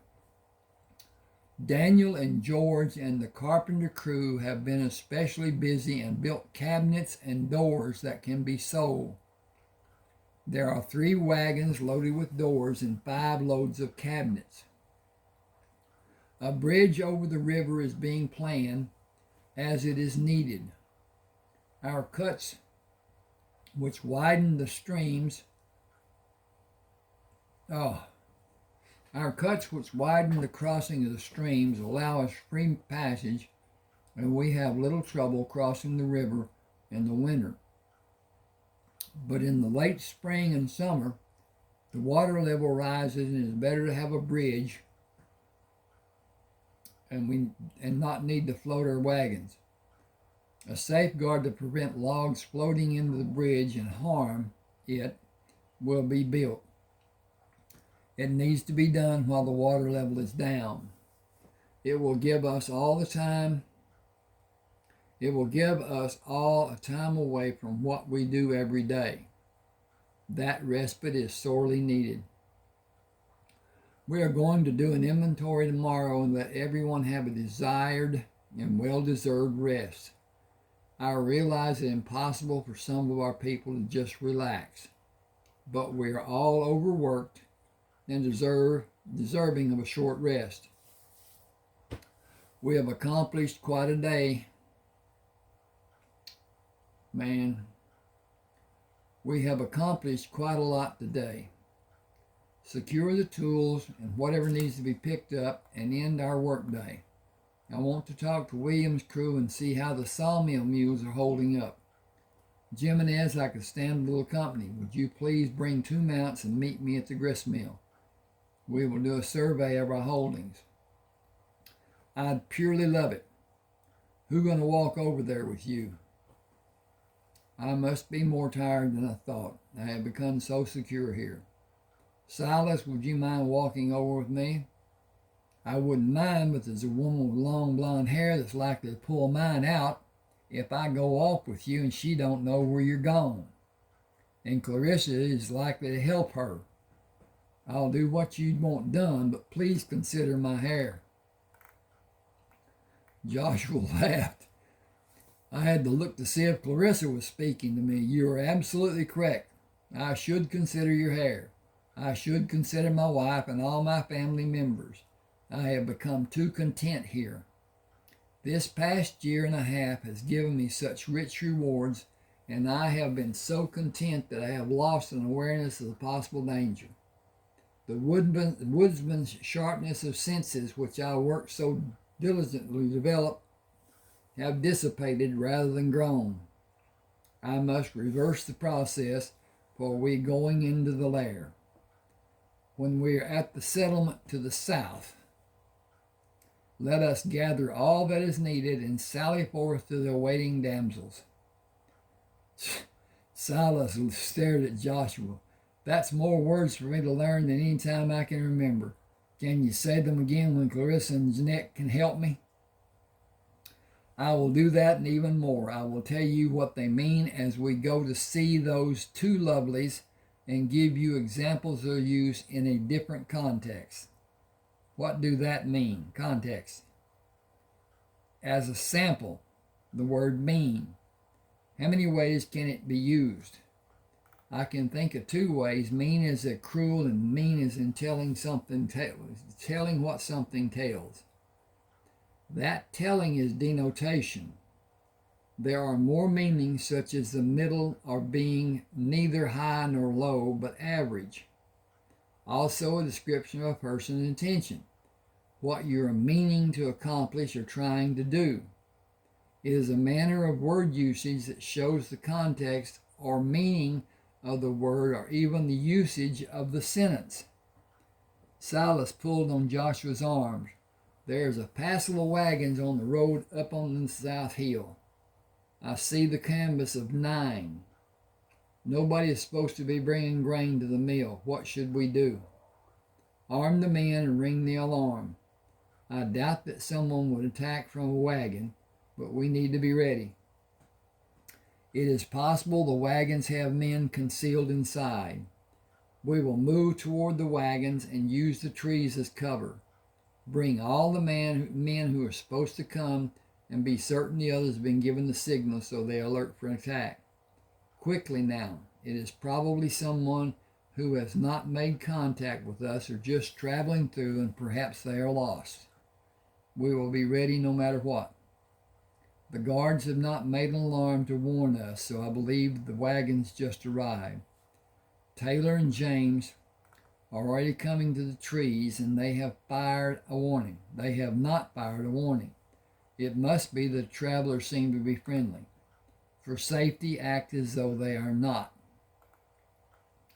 Ringing an iron tire suspended by 2 chains sounded the alarm. Surrounded.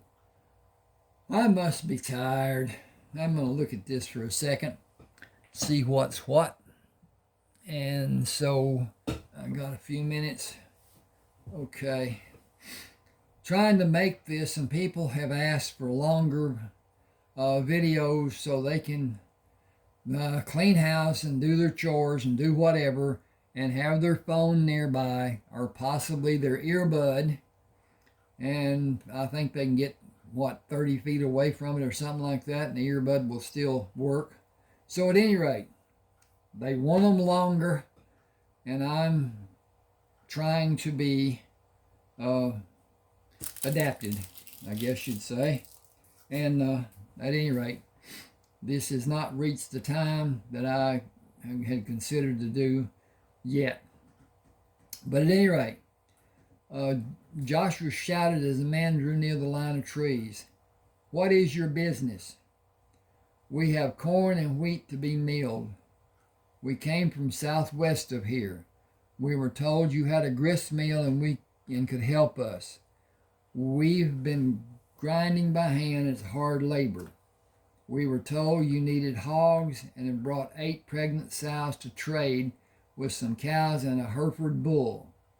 You have other things we would trade for, and we have 2 wagons loaded with salt. You make a revolving pistol that could be a lifesaver for us. We come in peace and only wish to trade. I need to change that because that wish only to trade doesn't work. Only wish to trade. Dink, dink, dink, dink, dink. Wop, wop, wop, wop, wop. Okay. We came in peace and only wish to trade. I had that backward. Okay. Hit that button, hit that button, hit that button. And it got saved. Joshua moved out of the trees. You understand the need I have to protect my people. Ride to the wagons and back here as quickly as you like.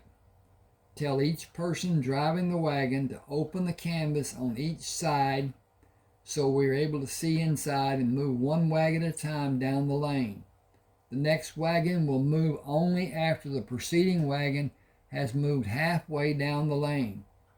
Anything else will have a terrible outcome. You will have your weapons. We will have your weapons while you're here. Do you understand? I would be as cautious as you. Yes, I understand, and I will tell our people, as I have told them many times while we have sat around night fires, no show of hostility or you will shoot. Aside from the people in the wagon, there are others on horseback. Those on horseback will come as a single after the wagons have passed, unless the father of the people driving the wagons is on horseback. He will be allowed to come with them. Put the cattle in the pasture with your horses. We will construct pens for the sows. Leave them in the cages until they are built. The animals be kept away from our animals for a length of time. Go ahead and be welcome if you come in peace. He started turning the horse, then stopped. Every gun within range leveled on him. He raised one hand and looked back. Is it true that you make cheese? Get your company settled and we will talk tomorrow. And yes, we make cheese. I haven't tasted cheese in almost 10 years. The wagons were built for draft with higher sides and shorter bows than a regular wagon. A man and 2 women sat on the seat of the first wagon as it and the man on horseback approached Joshua.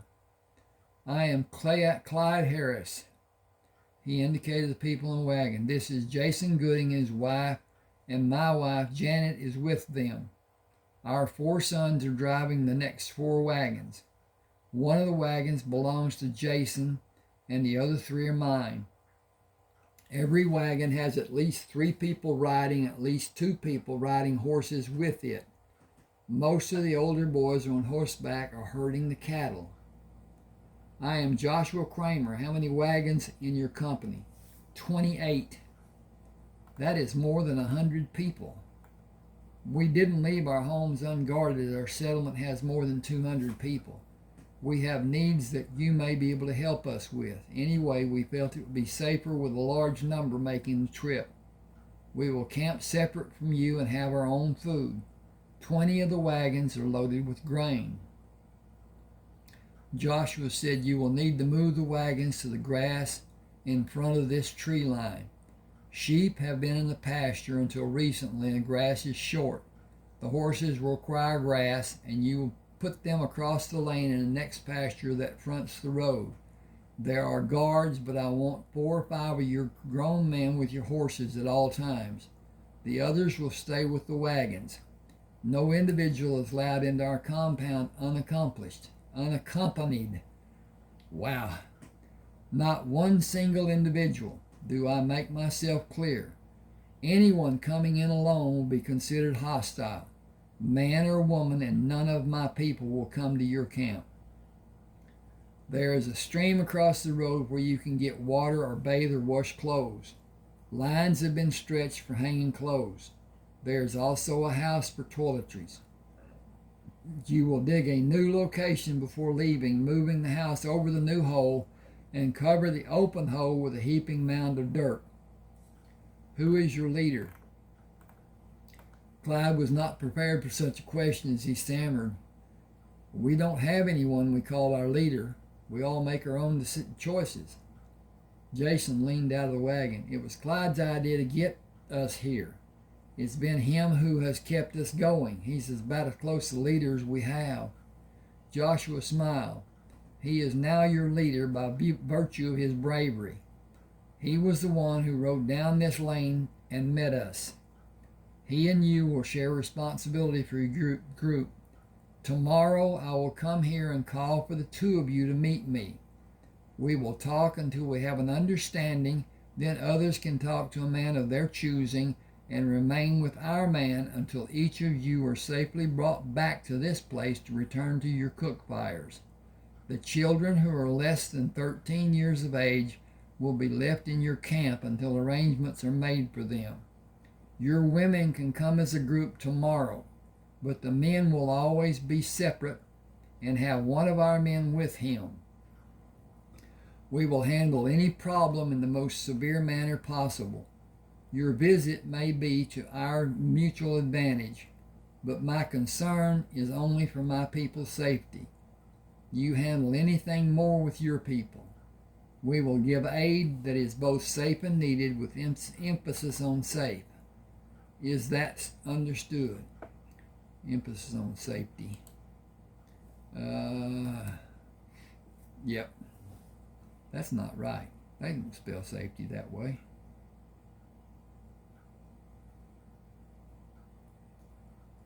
Ding, ding, ding, ding.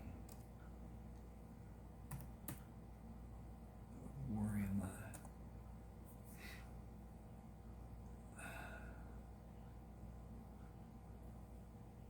Okay.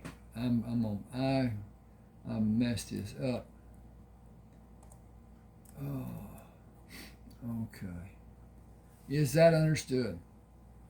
Clyde said, I can see you're a careful man and respect that. Not a single person will cause a problem, or he will be dealt with by us as a whole, and in a manner someone might feel it is too harsh.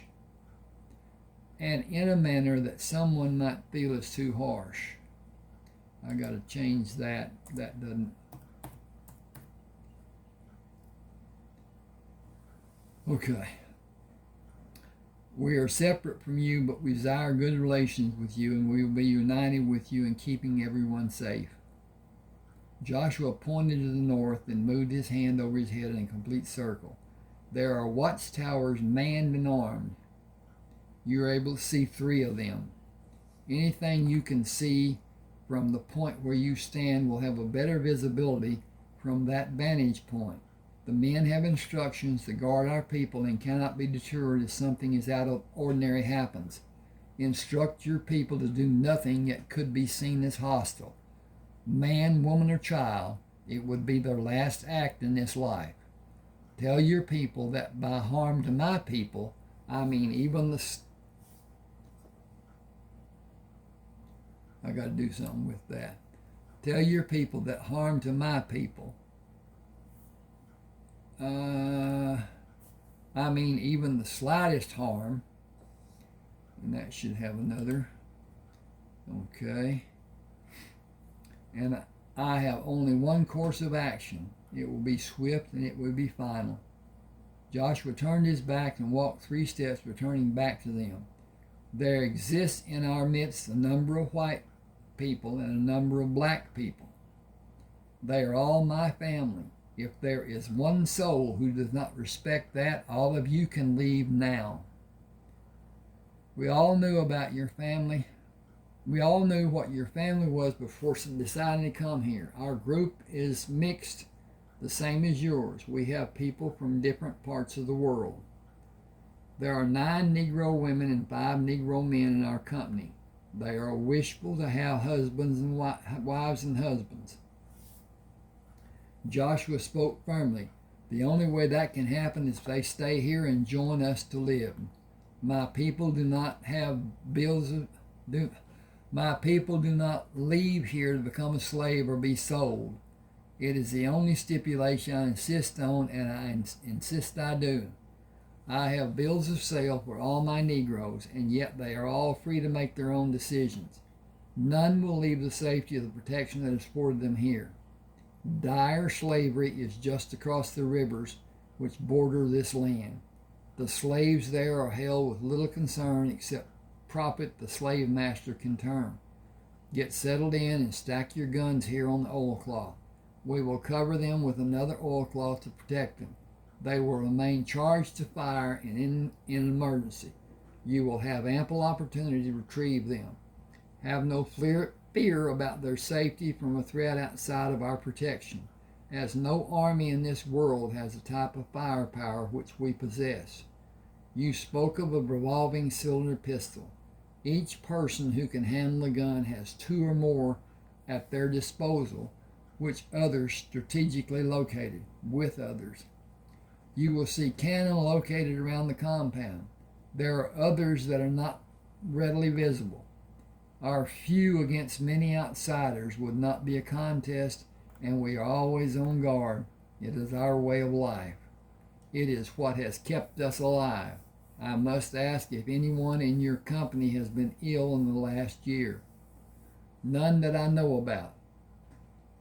Sickness is a concern for us also. Still, I'll ask. Can I see one of your guns? I sure do want one. We have all the iron ore that you could possibly ever want, and we can bring you elements to make gunpowder. We just don't know how to make it safely. William Kendall was blown to smithereens trying to make it, and nobody has been fool enough to try since he died. The iron ore is just laying on the ground and just under the surface of the ground and can be picked out. We cannot make anything from it and don't have tooling to make anything if we could melt it down. We sure don't have anything that will make enough heat to do that. Joshua motioned with one hand. We have a man who brings iron ore. Must be Bill Moore. He traded for some but wouldn't say where it was going. He told us about a group of people living here, but it was Harry Turner who told us about your grist mill and guns. Harry was our first visitor. For safety, we usually allow less than 10 wagons to be here at one time.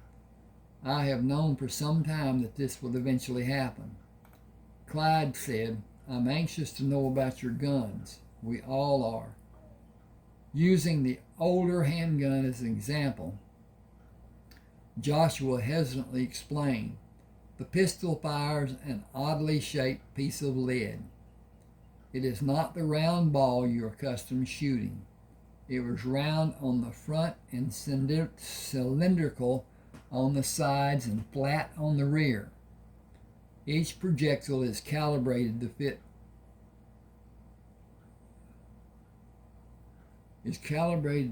pass through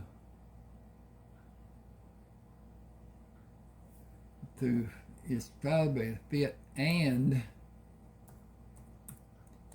pass through the barrel. Bore of the barrel. Whew. The chamber it is housed in has a large charge of powder. The housing pinches down to barrel size and lines up with the barrel and locks into place when it is turned, placing the lead in line and contacting the core of the barrel. There is a reservoir which is sealed off with a thin amount of beeswax, which is covered by a layer of chemicals. The mixture of the layer of chemicals is lighted and in turn lights the powder. The reservoir is filled with powder from your horn, and a trapdoor closes off the powder, which is lighted by a hammered flint. The exploding force is much greater than any gun I've seen. The barrel is bored to twist, and the projectile spins rapidly when it leaves the barrel, giving greater range and accuracy than you have ever seen. Which brings me to ask, how will you reload the guns without powder and lead? We will need to have a large supply of lead shaped to fit each gun, and many of us will need to learn to make powder safely. You know the value of having a gun that will shoot many times. With a gun like that, a miss is not so terrible, and a wounded beast is not such a danger. If I only had a long gun that would shoot more than once, that would be a treasure. Joshua's countenance became grave. The gun will be highly prized, and there will be people who will want to take it from you. Some will use any means necessary to have it. We spoke about that and devised a plan to leave our homes, to visit other places as a group and never alone. A man alone could certainly be killed for a gun like that. Joshua considered the plan to be weak and warned. There are several men who do the iron work and several who do the casting and machining. I am the only person who knows all the mechanics of making the iron, casting the pieces, and machining the final workings. It would do no good for someone to abduct anyone but me to learn how the guns are produced, and I would die before telling. Too many lives are at stake. The contents for making the guns are valuable and difficult to find, and production of those individual parts are also difficult. The individual guns may take many days to produce. If we let you have even one, it will be expensive. Clyde shook his head. My life and the lives of those I care about are worth any price you may ask. We brought gold and goods and livestock to trade. We need the grain to be ground, but the grinding was an excuse. We need the guns. Our lives depend on it. Hang on just a second, please. And I'm going to see if it's still, it's working. I'll get through this and quit. Okay. You cleaned out a nest of rat snakes when you came here. The whole world knows about it. We are being threatened and needs the guns. They are the biggest reason why we came. The grain was to keep the women from worrying. We do need the grinding done. We were told you make all sizes of barrels. We will need to have barrels from you to take the cornmeal and flour back home. We are not able to farm as a single person should, and our harvest is smaller because the bandits are always coming up from Mexico. The guns will give us the safety to be in adjoining fields and be able to come together and defend against them. They have many guns, but 2 of your guns will do more harm than 8 or 10 of theirs. One skirmish and they will leave us for easier pickings. An armed band to rout the murderers has already been discussed. They would be paid to travel the ranges and find the bandits. A collection from the people would pay them. Mexican bandits will always be a problem just because we have more than they do and simply because some men would rather steal than work. A strong force is needed to put fear in them. 30 of your guns will do that. It is more than we will be able to let you have, only 10 or 12. You can come back in a few months and have more. Clyde said, it's what will have to be. We hope to have more. Half of the wagons carrying grain have the bottom quarter loaded with iron ore. It is little for you and it's much for us. If we cannot get the guns now, we are prepared to leave the ore as a start toward that end. We are prepared to leave men to assist in producing them. We will do almost anything to get the guns. We need firepower to stop the bandits, or many of us will die. He stopped and looked at Joshua. We have good land for farming and pastures for our livestock, and we're going to stay and defend our farms and our families. We will take whatever guns we can get and be glad for them. A man having 2 guns to shoot, using a man to prime the extra gun will be enough against a small band. The bands have become larger and braver. We will in time become stronger in firepower and turn away any force that may come. Will you fashion cannons for us? I was going to suggest it. Do you have a tower or hill to fire from, and do you have someone who is schooled in the workings of cannon?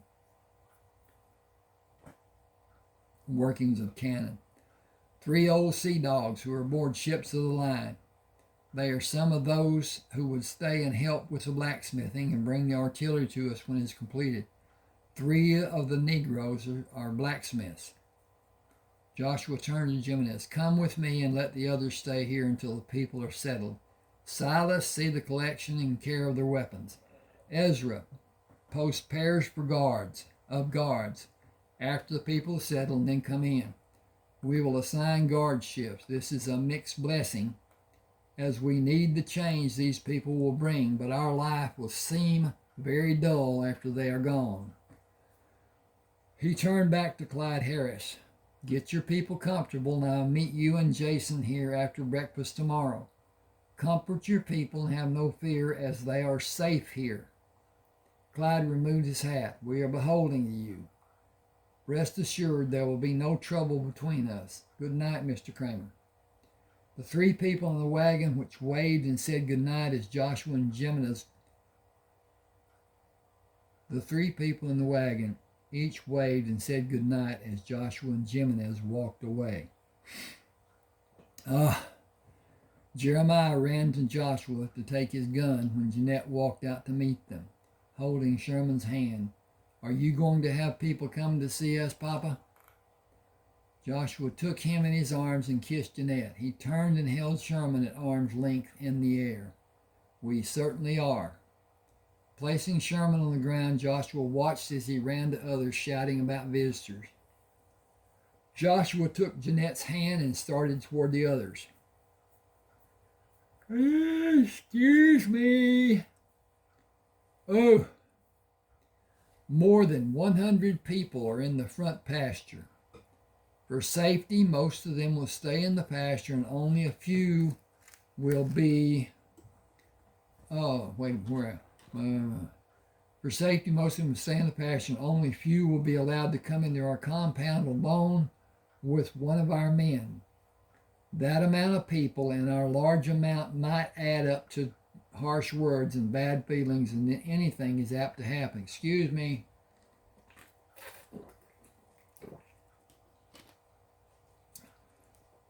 I said I would allow the women to come in as a body, but I felt it was best to shelter all of you from the men. There are 14 Negroes among them. All 14 are searching for mates. 3 of them are blacksmiths. The main reason the people came was to trade for our guns. I refrained from speaking about the long guns. We will keep them from sight while those people are here. She pulled Joshua around to face her. You know my feelings about helping people who are in need. He took her other hand. The long guns are a danger for us if they are in the wrong hands. They aren't if we are here, because we have the advantage of the towers. The only advantage they give is the great distance they shoot, and they need to be supported to have accuracy. Anything less in their length makes them a burden. True, but we will not always be here. We must sell the timber products and whatever extra we have, and that means we will travel. We're going to let them have different sized cannons. They will be a strong threat to a large group that is tightly bunched. It is all we can safely do. She persisted. Even though it might mean we come into danger, I would rather save many lives than be selfish and save my own. I will meet those people in our life after we leave this earth and be required to justify why I did nothing to save their lives and their children's lives. Will I turn to my husband and ask for an answer? I know the responsibility I bear. Who will I answer to when the great book is opened? The people I wronged, or if I do not allow the purchase of weapons, or my own people for allowing the weapons to be used on them? I conceived the monsters. I sought the material to form them. I alone bear the guilt of commission and omission. We will have the evening meal, and then a council with the people who are at the tables, and then those who come in for a late meal. We will let all of the people voice their opinion. I will still bear the guilt in the final outcome as head of our house. Excuse me. Will you stand with me and make it our decision and not mine alone? Jeanette was firm. I will, but let us put it before the whole group and see what each have to say. Then you and I will bear the guilt by making the final decision for us and all our people. He said, I will do that, but only after everyone understands the grave danger of allowing dishonest people the possession of our guns. There was much talk at the tables about the visiting people. Joshua ate lightly and then stood and walked around the tables. We have a decision to make. The new arrivals want guns to defend their homes. It is an admirable endeavor and one that I applaud, while I wonder if that is all they want to do. The founding fathers of the United States some 50-odd years ago were upset about taxes levied on the people by the British government. It turned from protest to war, with many people being killed. If either side had been able to use the weapons we have, it would have been a one-sided fight, and it would have been short-lived. Neither side thought to have smaller cannons to have an easily handled weapon. Neither side had handguns that would shoot more than once. Neither side had guns with a twisting bored-out barrel that shot as accurate as our guns. Many men were killed when another man was the original target, because the old guns shot in a truly inaccurate manner and at inaccurate distances. Even the smallest amount of wind caused the shot to falter or stray from its original path. The people who are camped across the tree line want our guns. Should we let them have more than just a few handguns and keep the long guns hidden from their sight? Before you try to answer, I want to have a roundhouse discussion with my family. Largest to smallest is going to be heard. Missy, will you come to be with me? Sherman may join us. Each child we come to may join us. I like having you with me, and your presence calms me. Excuse me a second, I got a eye problem. Okay. We're going to walk slowly. We're going to walk slowly. We're going to walk around my beloved people, and when we are finished, the largest down to the smallest will have as much understanding as we being a group can impart.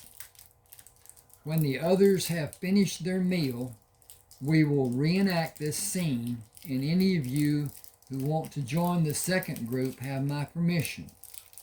There is always the danger of our guns being turned on us.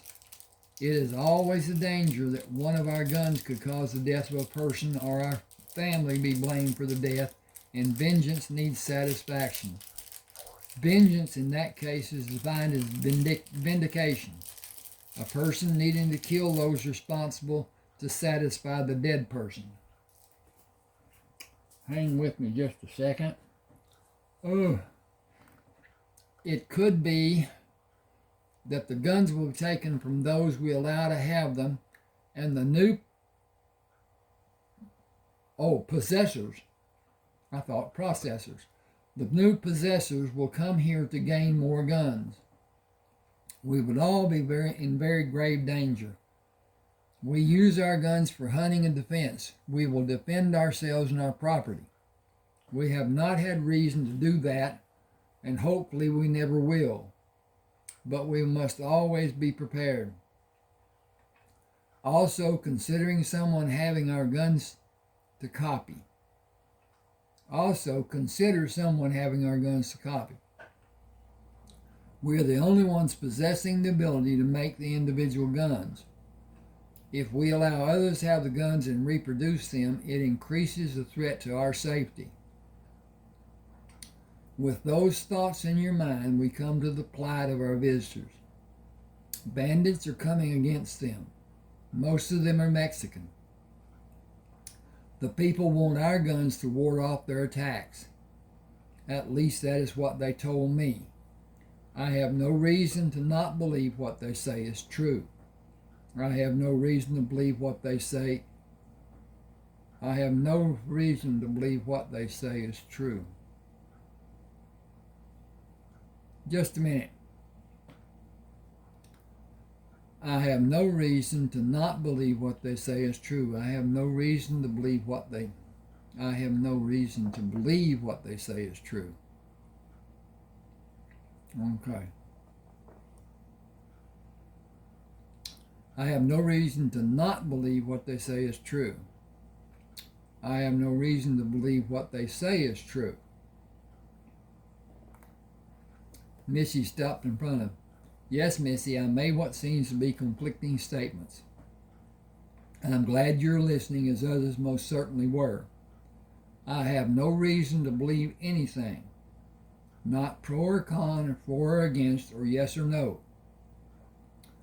Whereas if I believe and do not think for myself, it is myself I am fooling, and the person trying to lead me astray has no hard labor to make me believe.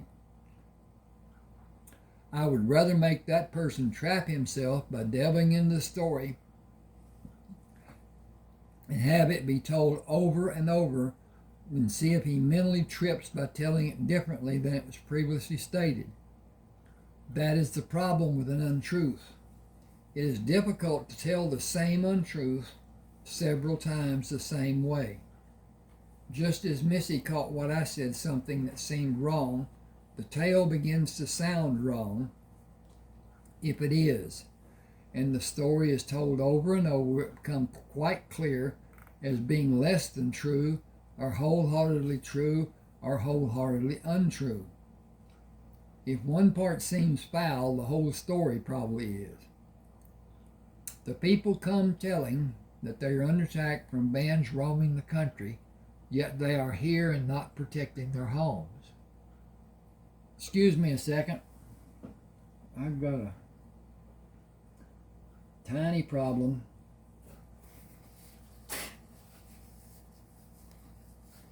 Okay, I'm about to end this. I'm going to get through this part and then I will. Perhaps the people left behind are such numbers that they can hold off a small band of dishonest men. Perhaps the people who come here are concerned that the numbers will eventually not be enough as the bands become larger and braver and better armed. It is not known to us what is true. We must assume that these people are honest, but act as if they are not. Good judgment dictates that we protect ourselves. Kindness dictates that we give all the help that may be needed. We will now address the problem so everyone may better understand the complications. We will call the short-barreled guns just guns, and the long-barrel guns that name, with the handguns that name. Jacob, how far will the gun shoot with accuracy? I'd say 1,200 paces or thereabout. Some of us can hit a target that is farther away by raising the barrel after we have sighted the target. How far will the long gun shoot with accuracy? Twice to 3 times that far and farther by raising the barrel.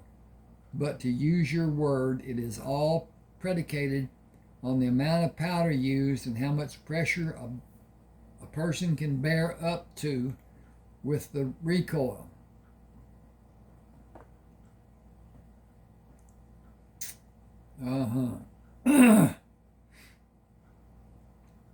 Well, anyway, they're talking, so it will be whatever it is. The longer gun will shoot 24 to 3,600 paces. The lead might hit the target before someone near the target could hear the report of the gun being fired. Yes, sir. Fired from one of the towers, it'll surely do that and shoot even farther. We shoot and hit targets before those watching for safety heard the sound from the gun. I would not think about giving those guns to anyone outside our family. I can sit in the tower at the corner of our compound and easily shoot a deer that is grazing in the far pasture and shoot another before the whole herd becomes alarmed, and maybe a third before they all take to the woods. Robert and me and Jacob each killed 2 apiece that way at the same time. I like the gun I fashioned that is longer than the short gun and shorter than the long gun. It is light enough to carry, has enough range to be useful to me. The short gun is a good gun and not heavy, but gives up distance of shooting. My gun is light enough for me to carry and not get tired and still have enough firepower for a distant shot. A smaller man might get tired before the hunt is over carrying my gun. The long gun has to be braced or shot very fast from a standing position. It will kick the fool out of a person who holds it loose. A man has to allow for the kick. You have to hold the gun firm against your shoulder or it will leave a sore spot. A man can't sight the long gun when he has it held against his shoulder and hold it steady for very long. He has to raise the barrel and sight quickly and fire. It ain't likely to be a good shot when a man is tired from doing it. Joshua waited till sure Jacob had finished. We can let them have the cannons they may want, and they have voiced a concern, a desire for cannons. They could use the cannons on us as offensive weapons, but they can get them from other sources. I want you to take a minute to think about what we will do for those people and keep in mind that they would have to say if you were one of the people on the other side of the trees. I will make the final decision, but your voice will help guide my choice. Hang with me just a second. I got to turn the page. He drew Missy from the ground and turned her to straddle his hip. Just a second, please. Okay, got a few minutes. Only a few years later, you will probably have, you're going to be a young lady when you're 10. Only a few years later, and you will probably have a child of your own. Will you remember me then? I will always remember you. Remember me in your prayers. I will always remember you in my prayers.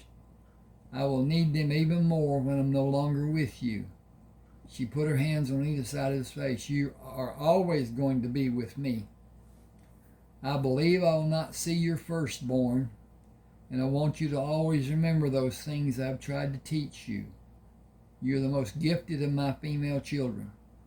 Develop what you want to use most and keep your education growing. You will teach the younger children, especially Sherman and Heath.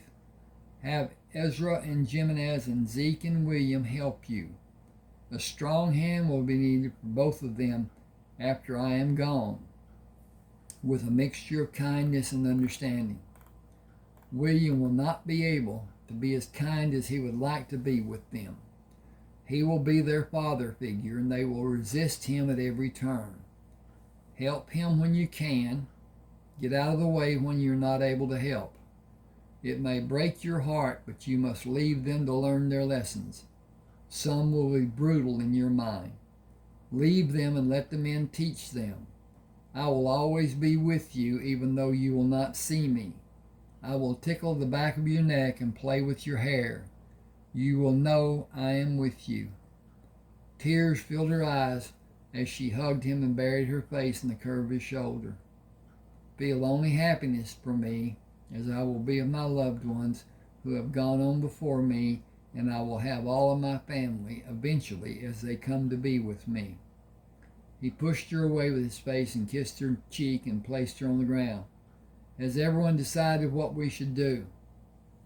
He paused and looked at each person. Before you say yes or no, consider this. What if after the bandits kill all the people in that village because we did not give them weapons, because that giving would be dangerous for us, they turn their horses and ride northeast, and what if we are the next target and we're caught off guard, or there are so many we cannot defend against them? Should we not only give those people weapons, but all the people who stand between the bandits and us? He turned and bowed to Jeanette. My beautiful wife will stand with me and address you. Jeanette handed Heath to Joshua. I have bitter news that is not related to what we were talking about. I am gaining weight. She held her hands on each side of her abdominal area, mostly here. There's another member of the Crammer clan on the way. Not now. Let that be discussed later. I wanted to tell each of you because I am so happy, and now the discussion will be serious, because life should be both joyous and serious to keep a balance.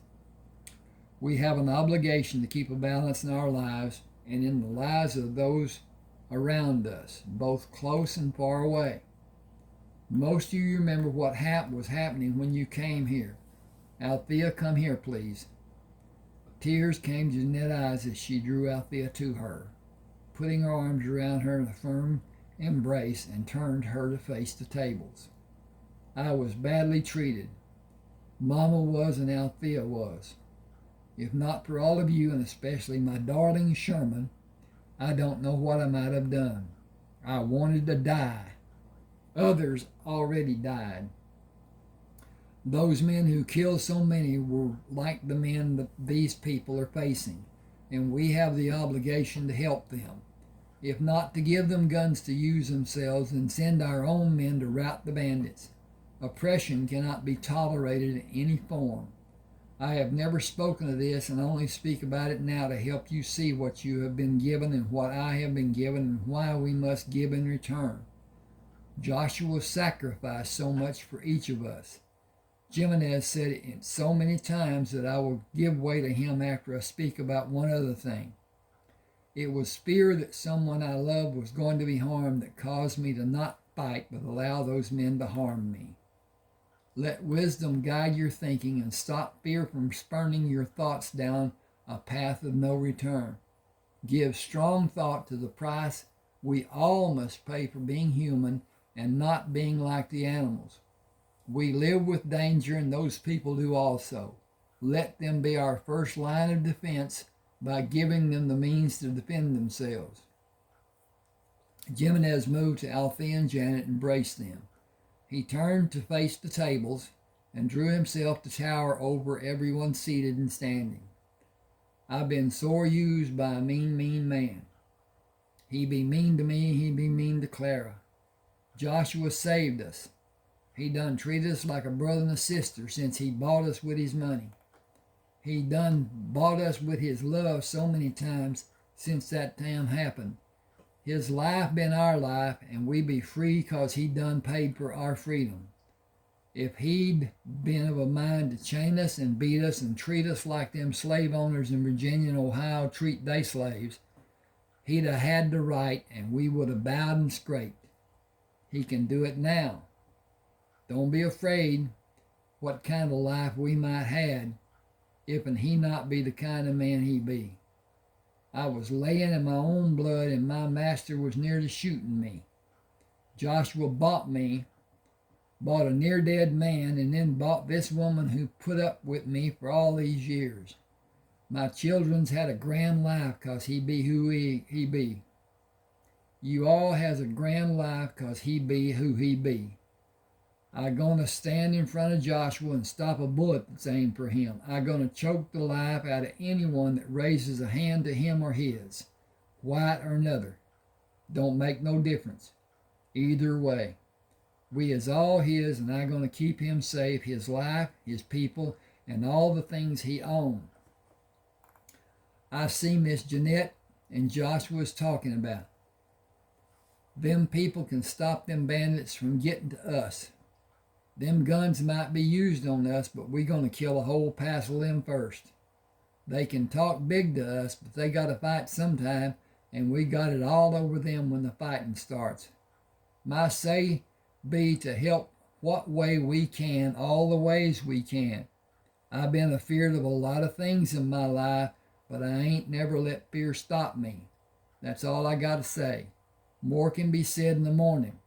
Think on it till then, and think like it was you who's needing the guns, and think like it's you has got the last say. Now, you that's relieving the guards, go do it and stay together. Got a full moon to see by. Signal and hold quiet. Be a ghost and making no noise. Something wrong, fire a shot, and we're going to be there before the sound from the shot fades away.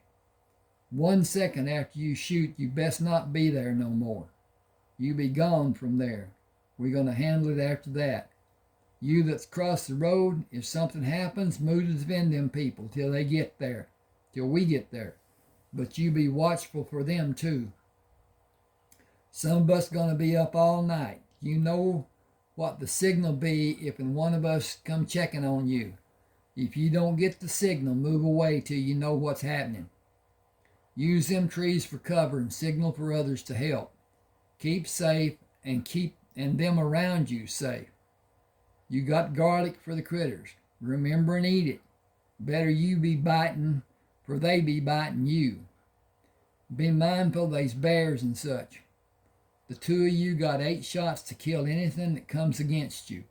Break and reload and be ready for more. We're going to pick up the casings when it be light. Keep in mind how some of us don't stand watch like you does. But we are here and ready and watching too. Now, get and come see me when you was relieved in 2 hours. As the relief guards moved away from the table, Jones took his seat. Mark my word, the whole lot be saying to give them people the guns. They knows how safe we be from bad men coming against us, and they been taught since they was old enough to walk to show kindness and to help.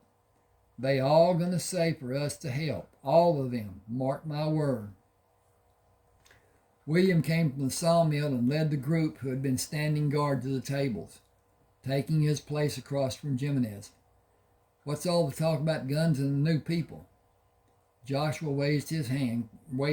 Quiet, or all the men will do is talk and not eat. Tomorrow is going to be an exciting day for most of us, and we all need nourishment. I'm going to stop here because it's long. Yes, it is. And ask for your subscriptions to my channel. Hit the like button. If you want to comment, share will be a great thing to do. At any rate, the channel is building somewhat. It's not what I'd like it to be, but it is. At any rate, you got my email address and whatever, if you have a mind to. So at any rate, I'm gonna leave do a short and leave what's this is something. I guess it's going to be redone on here. Okay, thanks for being with me.